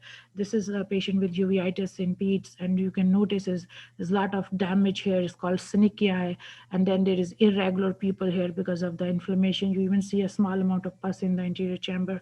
So these patients are usually treated with biologics and given medicines like Humira. Usually I start with methotrexate and will add Humira because they have bad uveitis. Arthritis and uveitis are independent of each other. Their knee was swollen. I injected it with steroid. I put them on methotrexate. It got better. I move on to sometime I add a biologic like Enbel, and because their knee was still swollen, now they are in full remission, but uveitis happens and it is independent of arthritis, and I may have to switch them to a stronger biologic like Humira for uveitis. So I have a lot of oligo-GIA patient, and they all get every 3 months slit lamp eye exam by pediatric ophthalmologist who send me those eye exams. Polyarticular juvenile rheumatoid arthritis, which is rheumatoid factor positive, usually teenagers, and what you notice in them is they have these swollen fingers like that, and you can see PIPs and MCP are swollen, and then they can have nodules like RA, adult RA. Psoriatic arthritis in children, they can have dactylitis, and I want you to pay attention is that dactylitis in a toddler can be easily missed because they may not be typical sausage. They may be just one puffy toe compared to other. Here is an older patient, and you can see the dactylitis well. Enthesitis-related arthritis is more common in boys than girls. There's the only juvenile arthritis common in boys than girls. Native Americans, you see the left ankle is swollen here, and they have enthesitis. Enthesitis is inflammation with tendons and ligaments attached to the bone. Systemic onset GIA, we talked about it, Still's disease. Any age, any sex, any ethnicity, it can happen. It happens in adult world too, and that's called adult onset Still disease. More common in children worlds rather than in pediatric rheumatology world. And then they can have the rash, they can have the quotidian pattern, and features like pericarditis, lymphadenopathy, and hepatosplenomegaly. Many times I refer these patients to ID to see and make sure their infections are ruled out, and they also may sometimes end up getting a lymph node or bone marrow biopsy. This is the rash of systemic onset GI, salmon color rash, and the arthritis. Juvenile dermatomyositis, these are patients who are, the peak age is between age 3 to 10. The incidence is 3 to 5 cases per million, depending on the literature and demographic, different part of the world. It's more common in Caucasians than other patient, more female predominant disease. And these patients will have the typical Gottern papules, heliotrope rash. They can have a malar rash. So the malar rash, butterfly rash for dermatomyositis does not spare the nasolabial fold. So those patients tend to have like a rash with indistinct margins. And then they can have capilloropathy, and they can have proximal muscle weakness. This is a patient with dermatomyositis with heliotrope rash and malar rash. There's another heliotrope rash here. In African American patient, the Gottern papules may be hard to differentiate sometime, and you may find you may not be able to appreciate it till they have hypopigmentation here. This is the diffuse rash on the legs of a patient with dermatomyositis. And then here you're also seeing Gottern papule and periangular erythema. Heart of disease or root of the disease is vasculopathy. You see these areas which are looking red, these are dilated capillary loop with inflammation. And if you dilate it with a capillaroscope, this is how it look like. This is what you see in patient with dermatomyositis. These patients, if they are not diagnosed on time, they will develop a fatal complication called calcinosis, and that's a rheumatologist's nightmare. So I try to treat this patient aggressively, and every once in a while we find these patients presenting after they were labeled as muscular dystrophy, but they were actually dermatomyositis patient, and they were just only treated with IVIG till calcinosis developed. So early treatment is the key. I have had patients so somewhere between age 2 to 5, presenting with juvenile dermatomyositis. And it took a while for pediatricians to refer the patient to me. So earlier, the referral to the rheumatologist better the prognosis, and we treat this patient with steroid, IVIG, methotrexate. We can sometimes add Celsep. So a lot of medications are available to get them in a good shape. And if you treat a dermatomyositis patient early on, you'll put them in permanent remission, and you have to also tell them to use sunscreen faithfully, because this is a sun-sensitive disease, as lupus is a sun-sensitive disease. Localized scleroderma. So this is a condition that is female predominant. The incidence is 2.7 cases per 100,000. It can come in the form of, it's usually preschool age girls with either a spot or patch of hard skin called morphia. They can have linear streak called linear scleroderma, or they can have it on the face. Then it's called coup de sabre. Coup de sabre is a French word which means hit by a double-edged sword. And that's how the lesion look like on the face. And this is localized scleroderma. Other name is morphia, and we say that morphia is organ deep. It can go all the way. If it's on the face, it can go to the brain, and people can have seizures. So when patients have one patch, it may be sometime like this, morphia. Sometime it can get better by topical steroid cream or just using methotrexate. But if patient have linear disease, this is a face morphia or coup de sabre. Notice how deep it started getting. I see that in younger children, and they're sent to dermatologists. First, it's considered a birthmark, but then parent and pediatricians start realizing that it's going deeper in their face. It start causing loss of hair or alopecia, loss of eyebrows, and then they start realizing it's spreading, and they go to see dermatologists who refer the patient to me. If it is not treated on time, half of the face is not developed. It's called facial hemiatrophy. It's called Perry-Romberg syndrome. So this picture of the boy is showing you that half of his face is not developed. That means he was not treated aggressively for his coup de sabre on the face. This is linear scleroderma. It can affect one leg or it can affect both legs. And so if a patient is not treated aggressively for that also, what would happen is that one leg and one foot will not develop in a growing child. So parent may have to buy 2 pair of shoes lifetime for this kid, and as they become adult, they will have the same morbidity there. So in these patients, we have to treat them aggressively. So if morphia is crossing a joint line, if it is overlying a vital organ, if it's on the face, like coup de sabre, we give them IV pulse steroids, and it's followed by methotrexate therapy as well as sub-Q methotrexate therapy, and we will do other medications based on how sick their disease is. And there's some more in medication we try, Celsep. There has been some also now trials with abatacept as well as tocilizumab. Kawasaki's disease. This is a vasculitis which is unique to children. Is a childhood vasculitis involving the medium vessel coronary arteries. Is 85% of the patients are less than 5 years of age. Average age is 2 to 3 years of age. It's slightly more common in boys than girls. This is the classification criteria for patient with Kawasaki's disease.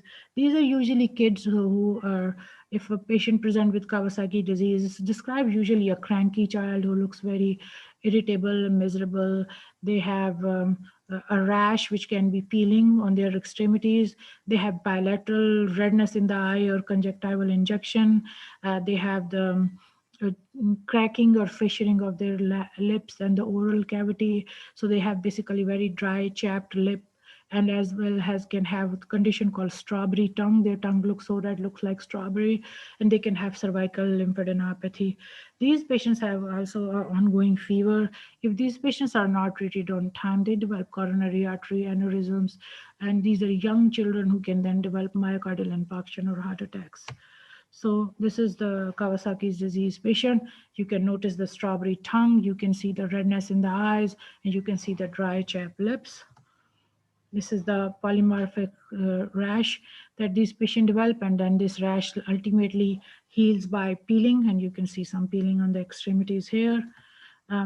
Kawasaki disease is the leading cause of acquired heart disease in children in developed world. If untreated, 1/4 of these patients will develop coronary aneurysm, and more than 8 millimeter aneurysms are the most worrisome because that will cause bad sequelae with obstructive coronary artery disease like MI, arrhythmia, sudden cardiac death. How you treat these patients? You treat them with IVIG. Within first 10 days of their disease, if we give them IVIG, this patient's fever will disappear, they will improve. We put them on high dose aspirin. Rheumatologists get involved in refractory Kawasaki's disease. It's also managed by the pediatric hospitalist, peds cardiology, peds IT, and we do get involved, especially when patient has had IVIG and fever disappear, but it recurs, and then we have to treat it with more immunosuppression to help with the Kawasaki's disease. One word I also want to say about Kawasaki's disease is that a variant of Kawasaki disease that we're seeing in children in the COVID time or in pandemic is called MISC, and that's a condition in which the children are having, sometimes they don't have the positive COVID test, but they have positive COVID antibodies. They have a cytokine storm like pictures, and they are having heart involvement like Kawasaki. And those patients, again, we have to treat them very aggressively. They have a whole protocol of treatment with medications, and including the steroid IVIG, and then in some of these patients we're using anakinra, which is IL-1 antagonist therapy, or tocilizumab, which is IL-6 inhibitor therapy, and there is still bad prognosis in some patients with MISC. So that's a variant of Kawasaki that we are seeing in patients with in the pandemic time. So in summary, rheumatology conditions are not common. People are not aware of them. So average patient of mine sometimes take 2 to 3 years to get into my clinic. And by then, many of these patients have chronic organ damage. And it's very, at that time, heart-wrenching to see somebody in an irreversible damage mode. So the more recognition of rheumatology is needed. There are not enough training spots for the dire need of rheumatology in developed countries as well as in developing countries. I know that when I talk to my friends from back home in Pakistan, I see there's a dire need of rheumatology there too, as well as in the United States. We need more and more rheumatologists in future. We need adult rheumatologists. We also need pediatric rheumatologists.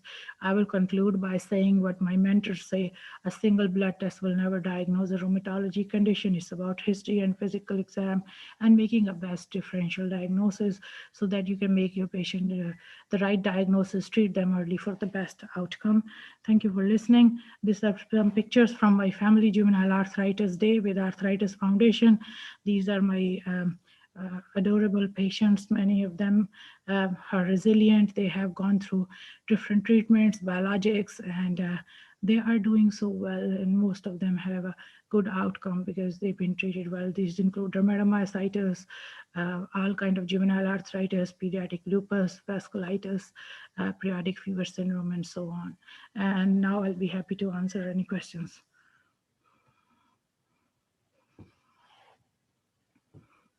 Thank you, Dr. Umer. If anyone has any questions, they can feel free to ask in the chat now, and we'll now begin our Q&A session. Thank you, Dr. Omar. My name is Zaid, and I'm a rising undergraduate student applying to the pre-med path. To start off our Q&A session, our first question is, most physicians choose to specialize and pursue only one residency. What inspired you to pursue multiple fellowships, specifically in rheumatology? This is a very great question. I did MedPed residency because I love working with children, and but I also liked internal medicine. So I decided to do MedPeds. When I did my adult rheum fellowship, I noticed that I had general pediatric knowledge and adult rheumatology knowledge. I could not dose a young kid for pulse steroid. So when I was seeing sick patient, pediatric rheumatology patient, I was clearly not adequate. And I saw bad outcome. I saw a 3-year-old patient with systemic onset GIA who developed bad macrophage activation syndrome. And we tried our best to manage the patient, and then ultimately transferred to a center where there were more pediatric rheumatologists available and patients still didn't make it. Then I saw another dermatomyositis patient who had rapidly progressive interstitial lung disease, and she had a bad outcome. Then I saw pediatric Wagner, which was 10 years of age, that we tried our best to treat and had very bad outcome. All these things made me realize as a parent, I need to do more training. And I need to be available to those pediatric patients and have a better understanding. I can tell you certainly kids are not small adults. When they present with the illness, their illness is different. Many times they need more treatment than less treatment. Many of the biologics that we use in world of rheumatology, you will be amazed that kids need sometimes higher doses, like tocilizumab in adult world in infusion is given 4 to 8 milligram per kg every 4 weeks. In children, it is given 12 milligram per kg in the younger children. So, and then there is as their weight increases, then the dose goes down. So that was my reason of doing more training. As a parent, I thought I needed to do it. And as a rheumatologist, I knew what a dire need of pediatric rheumatologists is in my region. Thank you. Another question we had is, since rheumatology is a field that deals with autoimmune diseases, how do you differentiate between a rheumatologist and an immunologist? That's a very great question. So there are many programs in nation that in United States where they give you a combined fellowship in rheumatology and allergy immunology. So in nutshell, allergy immunology usually have patients who have either more allergies or conditions related to allergy, mast cell disorders. And for immunology, they deal with more immune deficiency. So they are dealing more with the people who have a weakened immune system, compared to rheumatologists deal with autoimmune and autoinflammatory conditions. Autoimmune conditions, patients have more autoantibodies and they have very sick disease or multisystemic disease. We covered all of them. And autoinflammatory disorder, they have defect in the innate immune system. So rheumatologists deal with the overactive immunity and immunologists deal with the immunodeficient people and patients with allergy problem. Combined fellowship of allergy immunology and rheumatology would be a 3-year program. It's not available in all programs, but there are programs here which will train you in both. Thank you. As we know that most rheumatologic diseases are interlinked, how would you teach students to differentiate between all of the interlinked autoimmune diseases? So that's also an excellent question. Interlinked condition, we notice the pattern and we try to tell the students about it. And I can probably give an example in the form of, I did not mention in my slide, I should have hidradenitis suppurativa is a condition in which patient will develop cystic lesions in their areas where there are sweat glands. So they have in the axillary region, in the genitourinary region, they develop bad abscesses. And now we know that a patient who has bad diabetes, poorly controlled diabetic, they may develop hidradenitis suppurativa. So there are some known associations in some autoimmune conditions and some diseases where autoimmune condition can coexist, like patient with Sjogren's syndrome can have autoimmune thyroid disease too. So again, the more you see, the more pattern you recognize, more the students can pick on that, that they will ask you, when you are reading in the textbook, you will learn the associations and then you can pick on them. Because if I'm seeing a Sjogren's syndrome patient with fatigue, I'll make sure I check their thyroid. Thank you. Our next question is, what are some of the environmental factors affecting the chances of one being diagnosed with lupus? So that is also a very challenging question because a lot of researchers have spent their lifetime looking for what is causing lupus.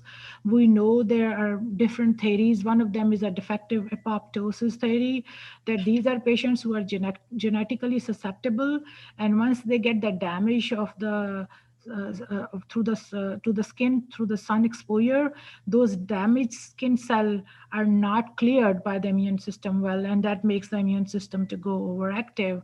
So that's one of the risk factor. I know, as a matter of fact, my patients who live here in South or who live in the states which are more sunny states, if they move up in North, their rash is clear, their disease calm down. So that's maybe among one of the factors, but we call that many of our conditions may have a multifactorial problem, and they may have a lot of triggering antigens. So the word of lupus, there's still a lot of research going on to figure out why would patient develop lupus, and it's a very heterogeneous disease. We have patients who have mild disease just with skin lupus, and we have multisystemic lupus patients who are very sick, who end up losing their kidneys or they have brain involvement.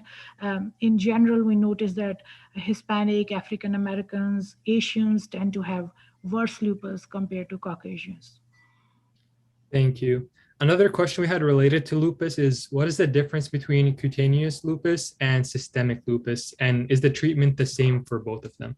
So that is also a very excellent question. So cutaneous lupus patients tend to have only skin involvement, and we have those kind of patients in our clinic, and sometimes we find them that they are even ANA negative and anti-Rho or SSA positive. Patients with cutaneous lupus get treated with topical therapy. Sometimes they just need Plaquenil, hydroxychloroquine, or Celsap. Sometimes we'll move on to aggressive therapies, but those are very few patients in which the cutaneous disease is very bad. But mostly cutaneous lupus patients don't have internal organ involvement. There is a 1% chance cutaneous lupus can change to multisystemic disease. The poor prognostic factors include high positive ANA. We talked about the titer. If the titer of the ANA is very high in a patient, if they have proteinuria, if they have joint involvement, they start having arthritis, that shows that they have been progressing. In the last 20 years, I have seen 3 lupus patients who presented as pure cutaneous lupus and change into systemic lupus and develop kidney disease. But again, most of the cutaneous lupus patients are the milder one, and systemic lupus, when we check a lupus patient who have a rash, we check the thorough antibody panel. So in the first time, the patient who have a dsDNA negative, double stranded DNA antibody, anti-Smith negative, phospholipid antibody negative, those patients, and they don't have other criteria that we talked about, then we know that they just have skin involvement. They are the milder variant of lupus. But if they have poor prognostic factor, we thoroughly screen all our cutaneous lupus patients in every visit for progression for systemic lupus. But we know that what are the poor prognostic factors. Thank you. And since you mentioned Plaquenil in treating lupus, what are some of the side effects that it could have on a person? So hydroxychloroquine, Plaquenil, has been known since 1894. It's a very old medicine. It's used in developing countries for malaria or anti-malarial treatment. We have used Plaquenil in world of rheumatology for many years. We know that the biggest side effect of Plaquenil we see in patient is when it's given for long period of time, it has ocular toxicity. It can affect eyes. There is an ocular toxicity cutoff dose, which is 6.5 milligram per kg. So I have given Plaquenil to very small kids too, up to 2-year-old baby with cutaneous lupus. And we had to get it compounded and put 6.5 milligram kg dose, which was 75 milligram only. So conventional dose, adult dose for Plaquenil is 200 milligram twice a day, 1 pill twice a day. We never combine 2 anti-malarial. That's how we can limit the ocular toxicity.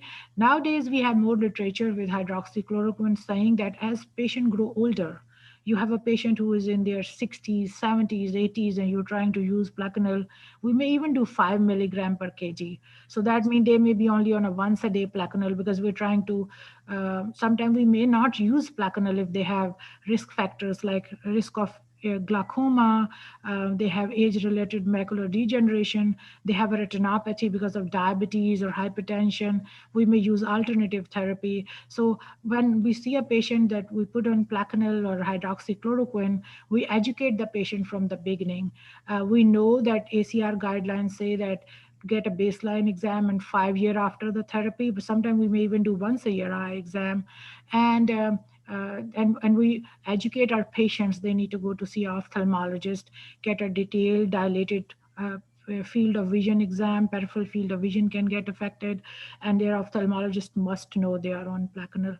So that's how we monitor. Very rare side effect of Plaquenil could be sometime dizziness, for which we do a EKG, make sure their QT is not prolonged, or every once in a while patient may complain little GI upset.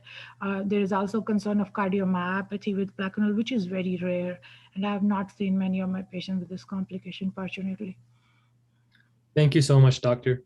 I'll be passing it off to Amna to ask the remainder of our questions for today.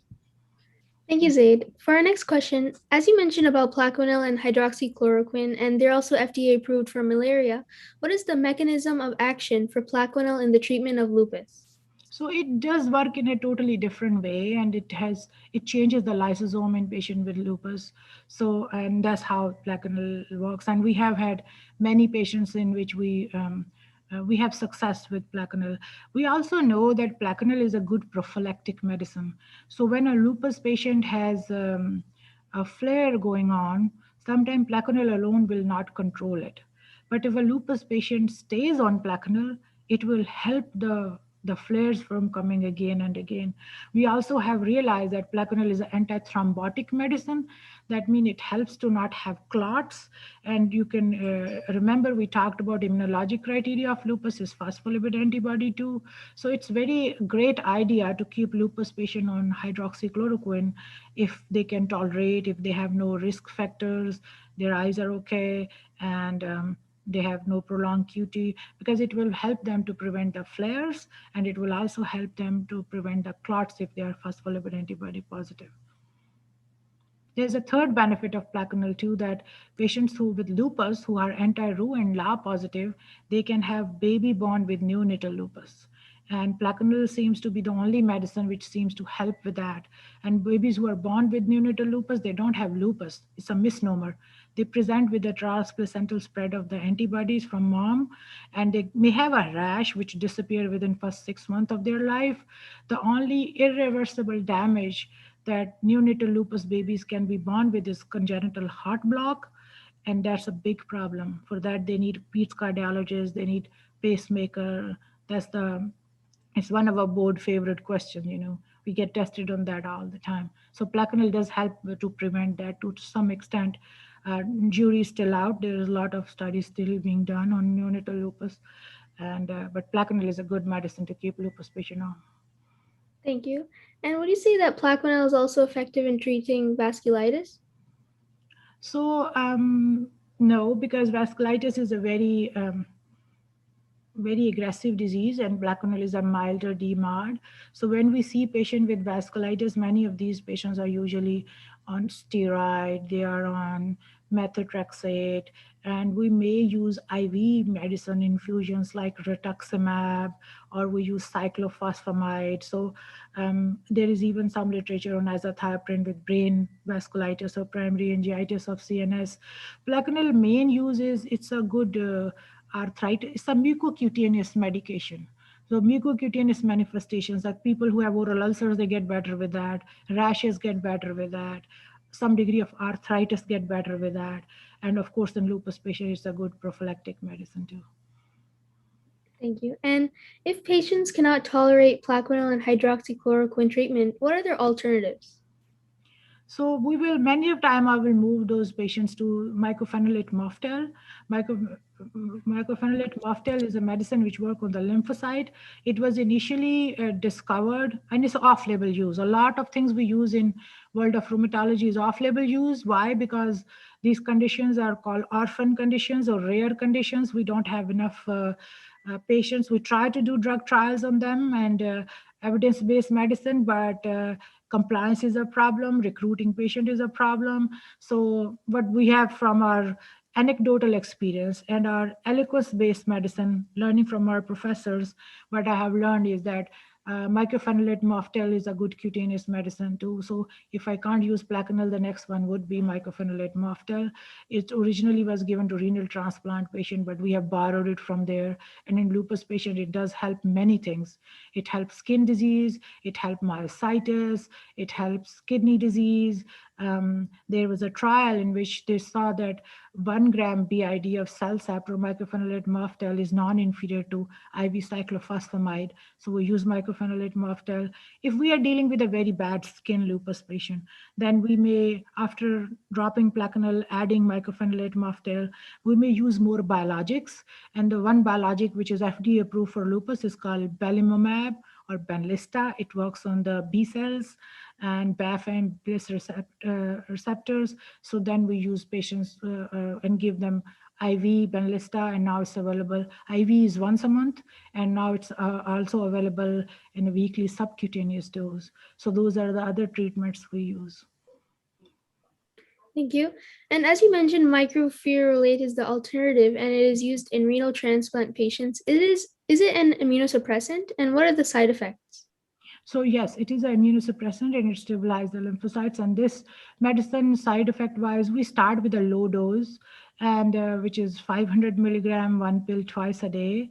And then we can make it all the way max to 3 pills twice a day. That's the maximum dose. I have noticed the main side effect of CellSapt I have seen in patient is in higher dose, it will cause stomach issues, GI upset. It can cause leukopenia or neutropenia, which is challenging because remember, lupus patient can get leukopenia as part of their disease. But then I try to look at a global picture of the patient. If I'm giving them CellSapt and they have leukopenia with lymphopenia, with low complements and high dsDNA, then I think it's their disease still active. I can go up on CellSapt. But if I put somebody on CellSapt and I'm putting them on high dose and they develop leukopenia and neutropenia and it's worsening, then it's related to the drug. I taper the dose down. And also, so GI side effect in high dose, leukopenia, neutropenia. Every once in a while, I've seen some skin infection with CellSapt, but these are the main side effects I've seen. If a person is allergic to this medicine, then of course, with the first or second dose, they may start developing allergic rash. That's another side effect of CellSapt. But overall, it's been very safe. The last thing to add is CellSapt is a teratogenic medicine. So a lot of my lupus patients are female of reproductive age. So I explain to them, if they are on Plaquenil, they can get pregnant, but on CellSapt, they cannot. So they need to stay with the contraception. If they are planning to get pregnant, I'll switch around their medicine. I'll change to something like azathioprine, which is safer in pregnancy. Thank you. And what are the specific risk factors associated with rheumatoid arthritis in adults? And is there any way to prevent this or to know if one is more likely to develop this in the future? So again, almost rheumatology condition, if I make one slide and say it happens to a person who is genetically susceptible with some environmental unknown trigger that leads to autoimmunity, it actually covers most of my conditions. So same way for RA, the pathogenesis, we still continue to understand. There are some genes which have been looked at as with the human genomic science. They are called HLA, DR1, DR4, and then there is a shared epitope theory in which we are seeing some genetic markers in some patient where we think that they may be more prone to develop RA. We have looked at that in patients who already have rheumatoid arthritis. Also, we know that smoking appears to be associated with the disease, or maybe sometimes worsening of the disease. Smokers don't respond that well.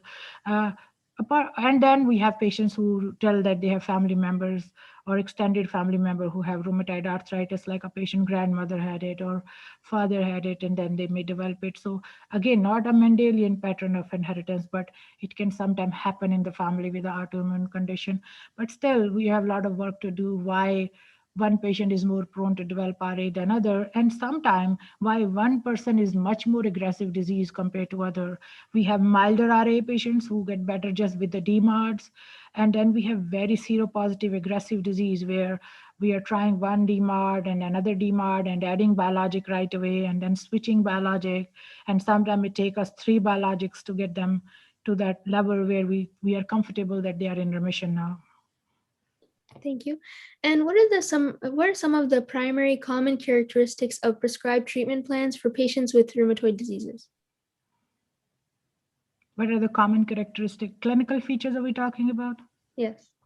Yeah, so these patients usually, when you see them in the clinic, they will tell you they may be keeping their hand in a claw shape. They may be telling you their hands are so swollen, they won't shake hand with you. They will tell you if it is a pediatric juvenile rheumatoid arthritis patient, parent will tell me, my kid act like a grandmother in the morning. They are that slow with arthritis. An older patient will say, I have to wake up an hour early every morning, otherwise I am always late to work. They will say, I am dropping things from the hand. I can't open the jars. I cannot open the bottle cap. I cannot. And sometimes they're that sick, they tell you they can't even lift their clothes up after using the restroom. They're very sick. They're having unexplained weight loss. They have very systemic feature. Untreated rheumatoid arthritis have a 14-fold high risk of developing cancer lymphoma because they're very inflamed. Thank you. And why do rheumatoid diseases affect women at a higher rate than men? Okay, so that's another interesting question, and yeah, it sounds very, very unfortunate and very. You would not wish any condition or any disease on anyone, and rheumatology conditions tend to hit females much more. There are also speculations and theories around that. One of the theories is that estrogen does seem to have some changes with the apoptosis, and it may be higher the estrogen level is causing some changes in the apoptosis, and defective apoptosis is triggered through estrogens. That may be one plausible theory. But again, if you look at the patterns of rheumatology condition, some conditions are much more common. Many of them are more common in females, but condition like ankylosing spondylitis hits men much more severely than women.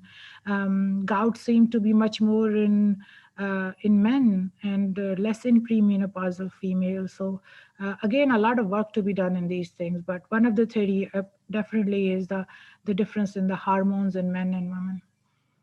Thank you. And our next question is medication essential for preventing joint deformities? Yes, for that is such a big question, and it is such a beautiful question to answer. I sit down beside the juvenile arthritis patients' families, and we talk about it. And one of the best lesson I have learning from pediatric rheumatology world is in my training is that you have to fear the disease, not the medication. So there is an annual juvenile arthritis family conference which happens in famous spots like in like Colorado, like Florida, and usually 1,700 families or so attend that event. So before biologics, pre-biologic era, they used to reserve half of the hall for wheelchair. Then came biologic, and we started using them more aggressively. They started now reserving one third of the hall for wheelchairs. Then, with as more biologics are being available, they say less than one fourth of the hall has children with wheelchair. What has changed? Biologics. We have so much treatment available nowadays. You come across patients in adult as well as in pediatric rheumatology ward where they refuse to take a treatment. And once the damage is done, it's done. If you see a patient who has chronic deformities on their hand, they have ulnar deviation, they have subluxation of their fingers, they have swan neck and boutonniere deformities, it breaks my heart because that means their damage is permanent now. So my job as a rheumatologist is when I treat somebody with arthritis, nobody can tell they have a rheumatology condition. They may have their flares here and there, but nowadays, those patients have almost normal functionality and they do not suffer if they are on right treatment. And these medicines are very safe. I don't know if you're going to ask me this question or not, but the risk of infection with biologics, the biggest risk I have seen is shingles. And there is a vaccine available for shingles. And we stop the medication during that time. But risk of atypical fungal infections, risk of reactivation of TB, and all these things that we try to look for. Rheumatologists are very careful in monitoring these patients. And I can tell you that it's benefiting millions of patients, and very few patients develop any side effect. Thank you so much. And our next question is, which organs are affected by rheumatoid arthritis the most? So I would say if you have to number it, the first one is, of course, the joints. But apart from that, 1/3 RA patients have lung manifestation. So they present with lung nodules, they present with interstitial lung disease. That's something I see a whole lot in rheumatoid arthritis patient.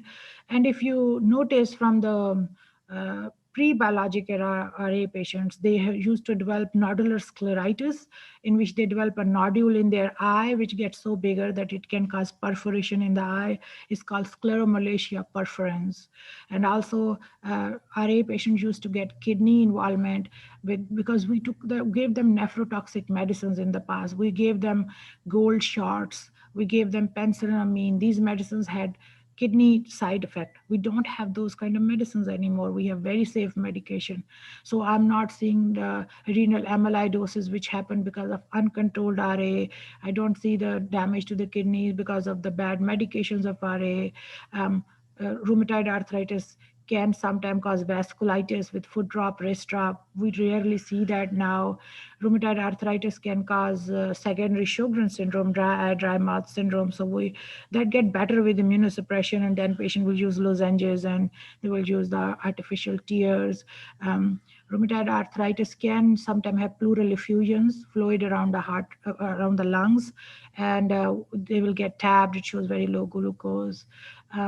So yes, it can present with many other manifestations, and usually extra articular manifestations are driven through the disease which is not well controlled. Chronic disease cause Felty syndrome. I see those kind of patients sometimes in our veteran population. They have rheumatoid arthritis for 30 plus years, and I see some complications of RA in them. I've seen lymphoma in RA patient because of they were untreated and they developed cancer of lymph glands. Thank you. And are there any significant links between rheumatoid arthritis and cognitive ability?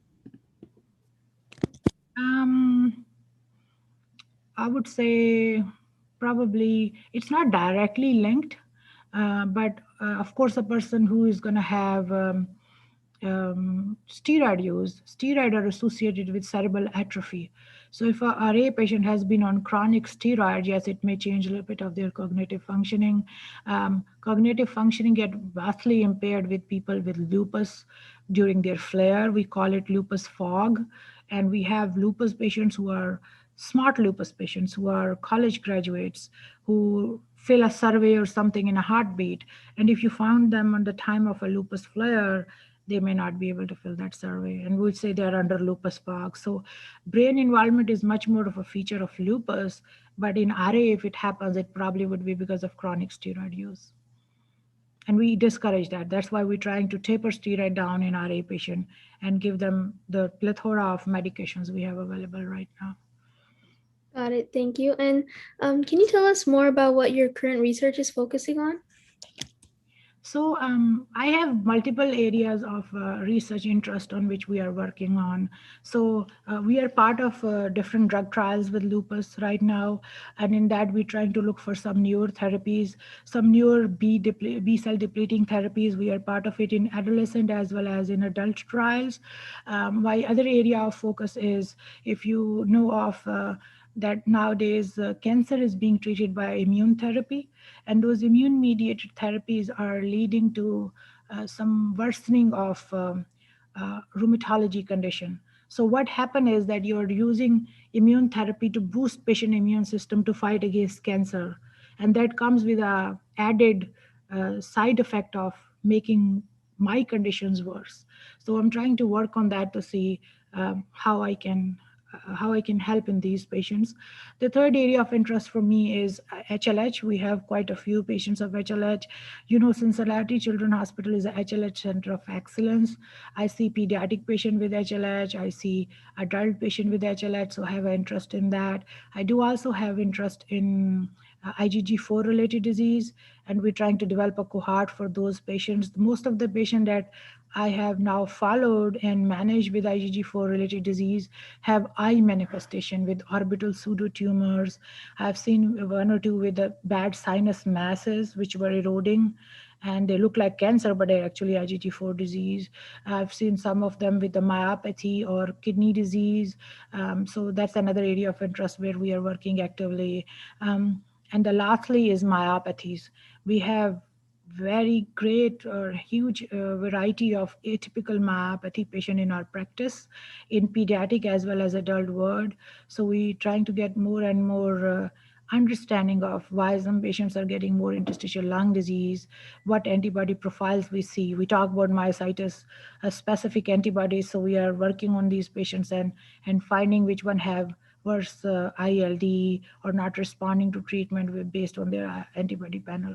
So these are some of them, the area of interest. But at any given time in rheumatology practice, my mentor used to say, and it's very true, that we have 10, 11 patients that we have on the table that we are scratching our head and thinking of maybe it's a new syndrome or a new diagnosis that we still have to discover. Thank you. And now on to our COVID-related final questions. Monoclonal antibodies have been approved for emergency use in the treatment of COVID-19. How effective do you believe this can be for the future of the treatment of COVID-19? That's such a wonderful question, I will tell you, because as I started seeing more and more COVID patient in our hospital, I was like, they're gonna need immunosuppression, because I was looking at their COVID panels and they were showing high ferritins, they were showing high LDH, their D dimers were through the roof.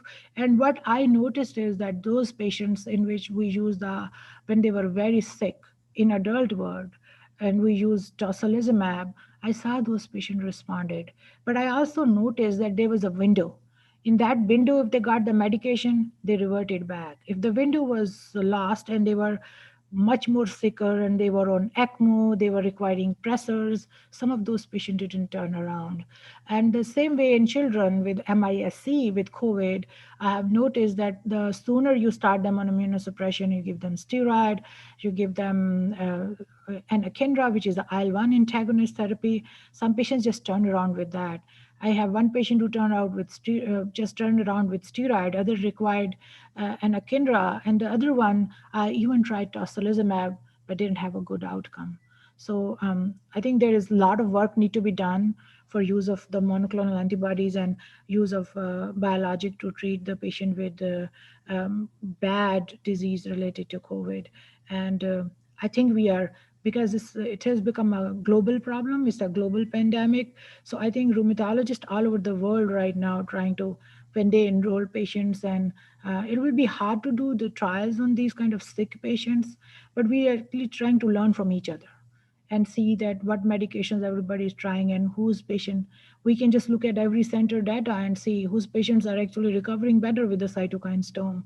And that's how we are making a registry. It's a Global Rheumatology COVID Alliance, and in which not only we are looking at the outcome with a biologic in the COVID patient, we're also looking at what's happening to our patients who got COVID and they are on biologics. So I can tell you that is a very fortunate surprise to rheumatologists that they're actually getting, they're actually better off. I have patients who were on biologics, and a year ago when they asked me what to do with their biologic during pandemic, I didn't know. I told them I'm not sure, but if you have very bad disease and you stop the medication and you will flare, don't do it, because this is not the time to end up in the ER.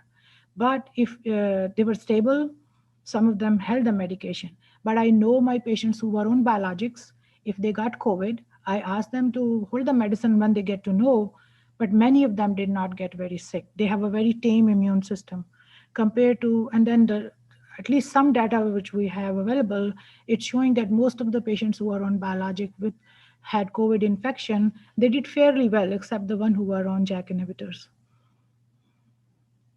Thank you. And for our last two questions, there have been cases in which some rheumatologic conditions like RA and lupus get flare-ups after receiving the COVID-19 vaccine. What are your thoughts on this correlation, and could there be an underlying reasons as to why this is happening? I am actively encouraging all my patients to get the COVID vaccine. And I really think that some of it may be just coincidence rather than that it's truly triggering their immune system. I have actually tried to time the vaccine for these patients. I try to tell them to hold methotrexate a week after they get the vaccine, and then in 3 weeks or 4 weeks they're getting the second dose, and again hold 1 week for their methotrexate, or if they're on biologic. But most of my autoimmune condition patients, if they have got COVID vaccine, I think they have done well. They have not have a trigger or flare of their disease. My suspicion is they probably already were in a mild form of flare, and then they got the vaccine and then they flared. Because technically speaking, they are immunocompromised patient. They should actually be more adapt to go get the vaccine, and they are actually hunkered down more. They are practicing more social distancing. They all wear masks. They follow the guidelines, and that's why they have done fairly well. And I have tons of lupus patient, RA patient, and almost vasculitis, any autoimmune condition you can think of, who are fully vaccinated and not have any problem with that. The problem that we can run into in them is that we may need to give them booster early on, because my concern is, what if they don't mount good antibody response to COVID, because their immune system is kind of calmed down because of my medication. So the real question is not the flare of the disease with the COVID vaccine. The real question is optimal efficacy of the vaccine in these patients. But overall, I'm pleased with the patient following the guidelines and recommendations and getting the COVID vaccine. And this is the best tool we have got right now for our patient to protect them from the pandemic. Thank you. And for our last question, do you have any advice or further resources for students who are interested in learning more about pursuing a career in rheumatology? I would say to them, first of all, again, this is an excellent opportunity that we were able to talk in a TeleShadowing lecture about what rheumatologists do.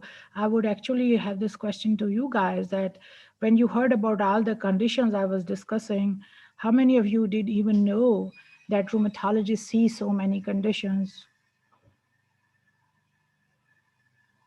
Did you know that we have so much multisystemic conditions, that we cover so many systems? No, we didn't know, actually. I learned a lot.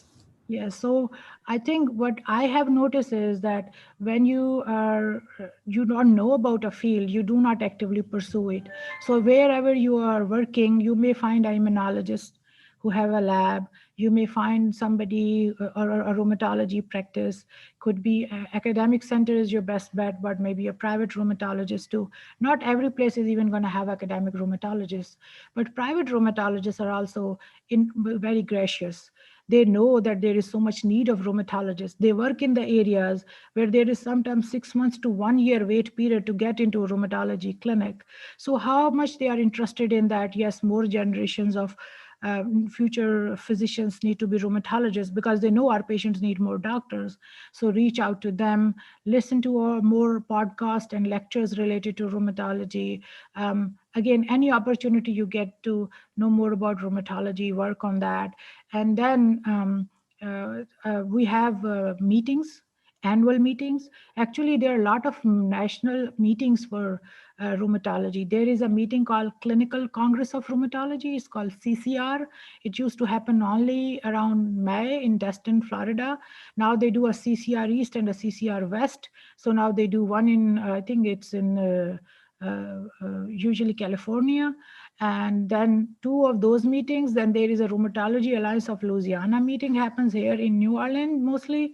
Then there is our annual meeting, national meeting, and we encourage students to work with us in research projects. So if you find a mentor, which could be a faculty, which could be a fellow, which could be even a resident who's trying to work in rheumatology so that they can get into a fellowship, they don't mind having student workers, because you guys can bring your cognitive work into that. So get involved with them. So that's how early on you will get exposure to rheumatology.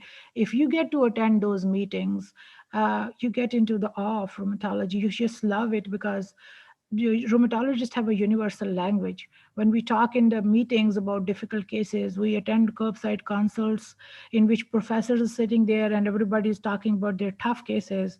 we realize we have managed those cases in our hospital. So that increases your learning and understanding of rheumatology. And if you get cases accepted to these kind of meetings, your registrations are free. You don't have to pay money because trainees get to go there free if they are presenters, so they don't have to pay any money. And sometimes you may find those rheumatology meeting nearby where you live, so you may not even have to travel that much. Best advice would be, if you know someone who is trying to pursue the career in rheumatology, a medicine resident, ask them. They will tell you, or med ped resident or a peds resident who want to do peds room, ask them what they are doing, who are they going to mentor wise, and asking them to build their CV, and they may like to include you in their project. And that's how you will get your feet early on in that door, and start thinking of, this is what I'm going to do when I grow old. Rheumatology is a life good field with excellent work-life balance. There are not too much midnight emergencies, but your patients are unique and atypical. You're the only one who know how to make a big difference with early aggressive therapy. So I've met a lot of happy rheumatologists. Last but not least, we're also curious, how do you personally manage your work-life balance? That's a very good question too. I have 2 kids, and they are in 8th grade and 11th grade, and I have learned to prioritize. I live with deadlines, so I mentor a lot of people. I give a lot of letter of LORs for people for their residency, for fellowship and things like that. But I've learned, if I am doing research projects, if I'm doing something for my trainees, if I'm doing something for my patients, I prioritize. Emergent things always get done the same day. The semi-urgent thing may get done the next day. I try to make a little bit of a delegation log too, and try to designate few things to my children. They have to do that. They have to become more independent. Same way for the trainees too. But overall, what I try to do is I never lose the sight of what makes me happy. And what makes me happy, what gives me gratitude, is the things which I give more of my time to. I do have some downtime here and there, which may not be many hours, but I do that too for self-care, which is very important. Burnout is a real problem in medicine. But I think I just have learned by looking at my mentors and learning from life that these are things make me happy. Like giving this lecture, I felt like was the biggest honor for me, because this is a impact on my field, and we're trying to create a legacy. We want more people to be rheumatologists. So by listening to this lecture, how many people attended, I don't know. If few of them decide to become a rheumatologist, my job is done. Thank you so much for answering all of our questions, Dr. Umer. Those are all our questions for today. Okay. Thank you. Thank you for having me, and good luck to all of you. I know that your future is very bright. One last thing I want to add is that one small bad grade or one failure doesn't define you. When you're studying hard, and I have heard from the students, Dr. Umer, I work really hard, and this quiz was, it did not reflect my hard work. So don't think that grade is the only way you get paid for your hard work. The knowledge you gain from that has opened your mind, has made you better. The next quiz you will do, you will even have a better mind, a more educated mind. Your neurons have achieved so much from the previous preparation. So you're basically building foundation. And when foundation gets stronger, then the building get very, very great, right? So you're going to be there as one of a brightest person, and you will be sitting in my spot and talking to somebody and telling them that you can do it, as I try to do. And I had my good days, I had my bad days, and I just decided I'm never going to give up. I'm just going to stay persistent. That's the key to the success. Best of luck to all of you, okay? Thank you very much, Dr. Umer. We truly appreciate you taking the time to answer all of our questions and all of your really kind advice. This was a greatly informative learning session for all of us, and I'd love everyone to please give a warm thank you to Dr. Umer in the chat box for this incredibly informative section. Thank you. Welcome. Take care. Bye-bye. Thank you so much, Dr. Umer, for such an inspirational and informative session. Now we're going to conduct our closing session with our quiz and future session dates. The link to the quiz for this session is now live, and again, you'll need a 70% or higher to pass and receive certification. The link to the quiz is going to be sent in the Zoom chat box now. Don't forget to also join our mailing list if you haven't already, as we send session and quiz reminders right to your mailbox. You can join from the link that's being sent in the chat now. Now we're going to move on to our future session dates. These dates will also be posted throughout our social media outlets, so be sure to follow us at TeleShadowing. And I'm looking forward to seeing you all at our next session, which is next Saturday on September 11th at 10 o'clock a.m. Eastern Standard Time with our physician mentoring us in emergency medicine. Thank you so much, everyone, for attending today's session, and we hope to see you in upcoming sessions as well. This concludes this week's shadowing.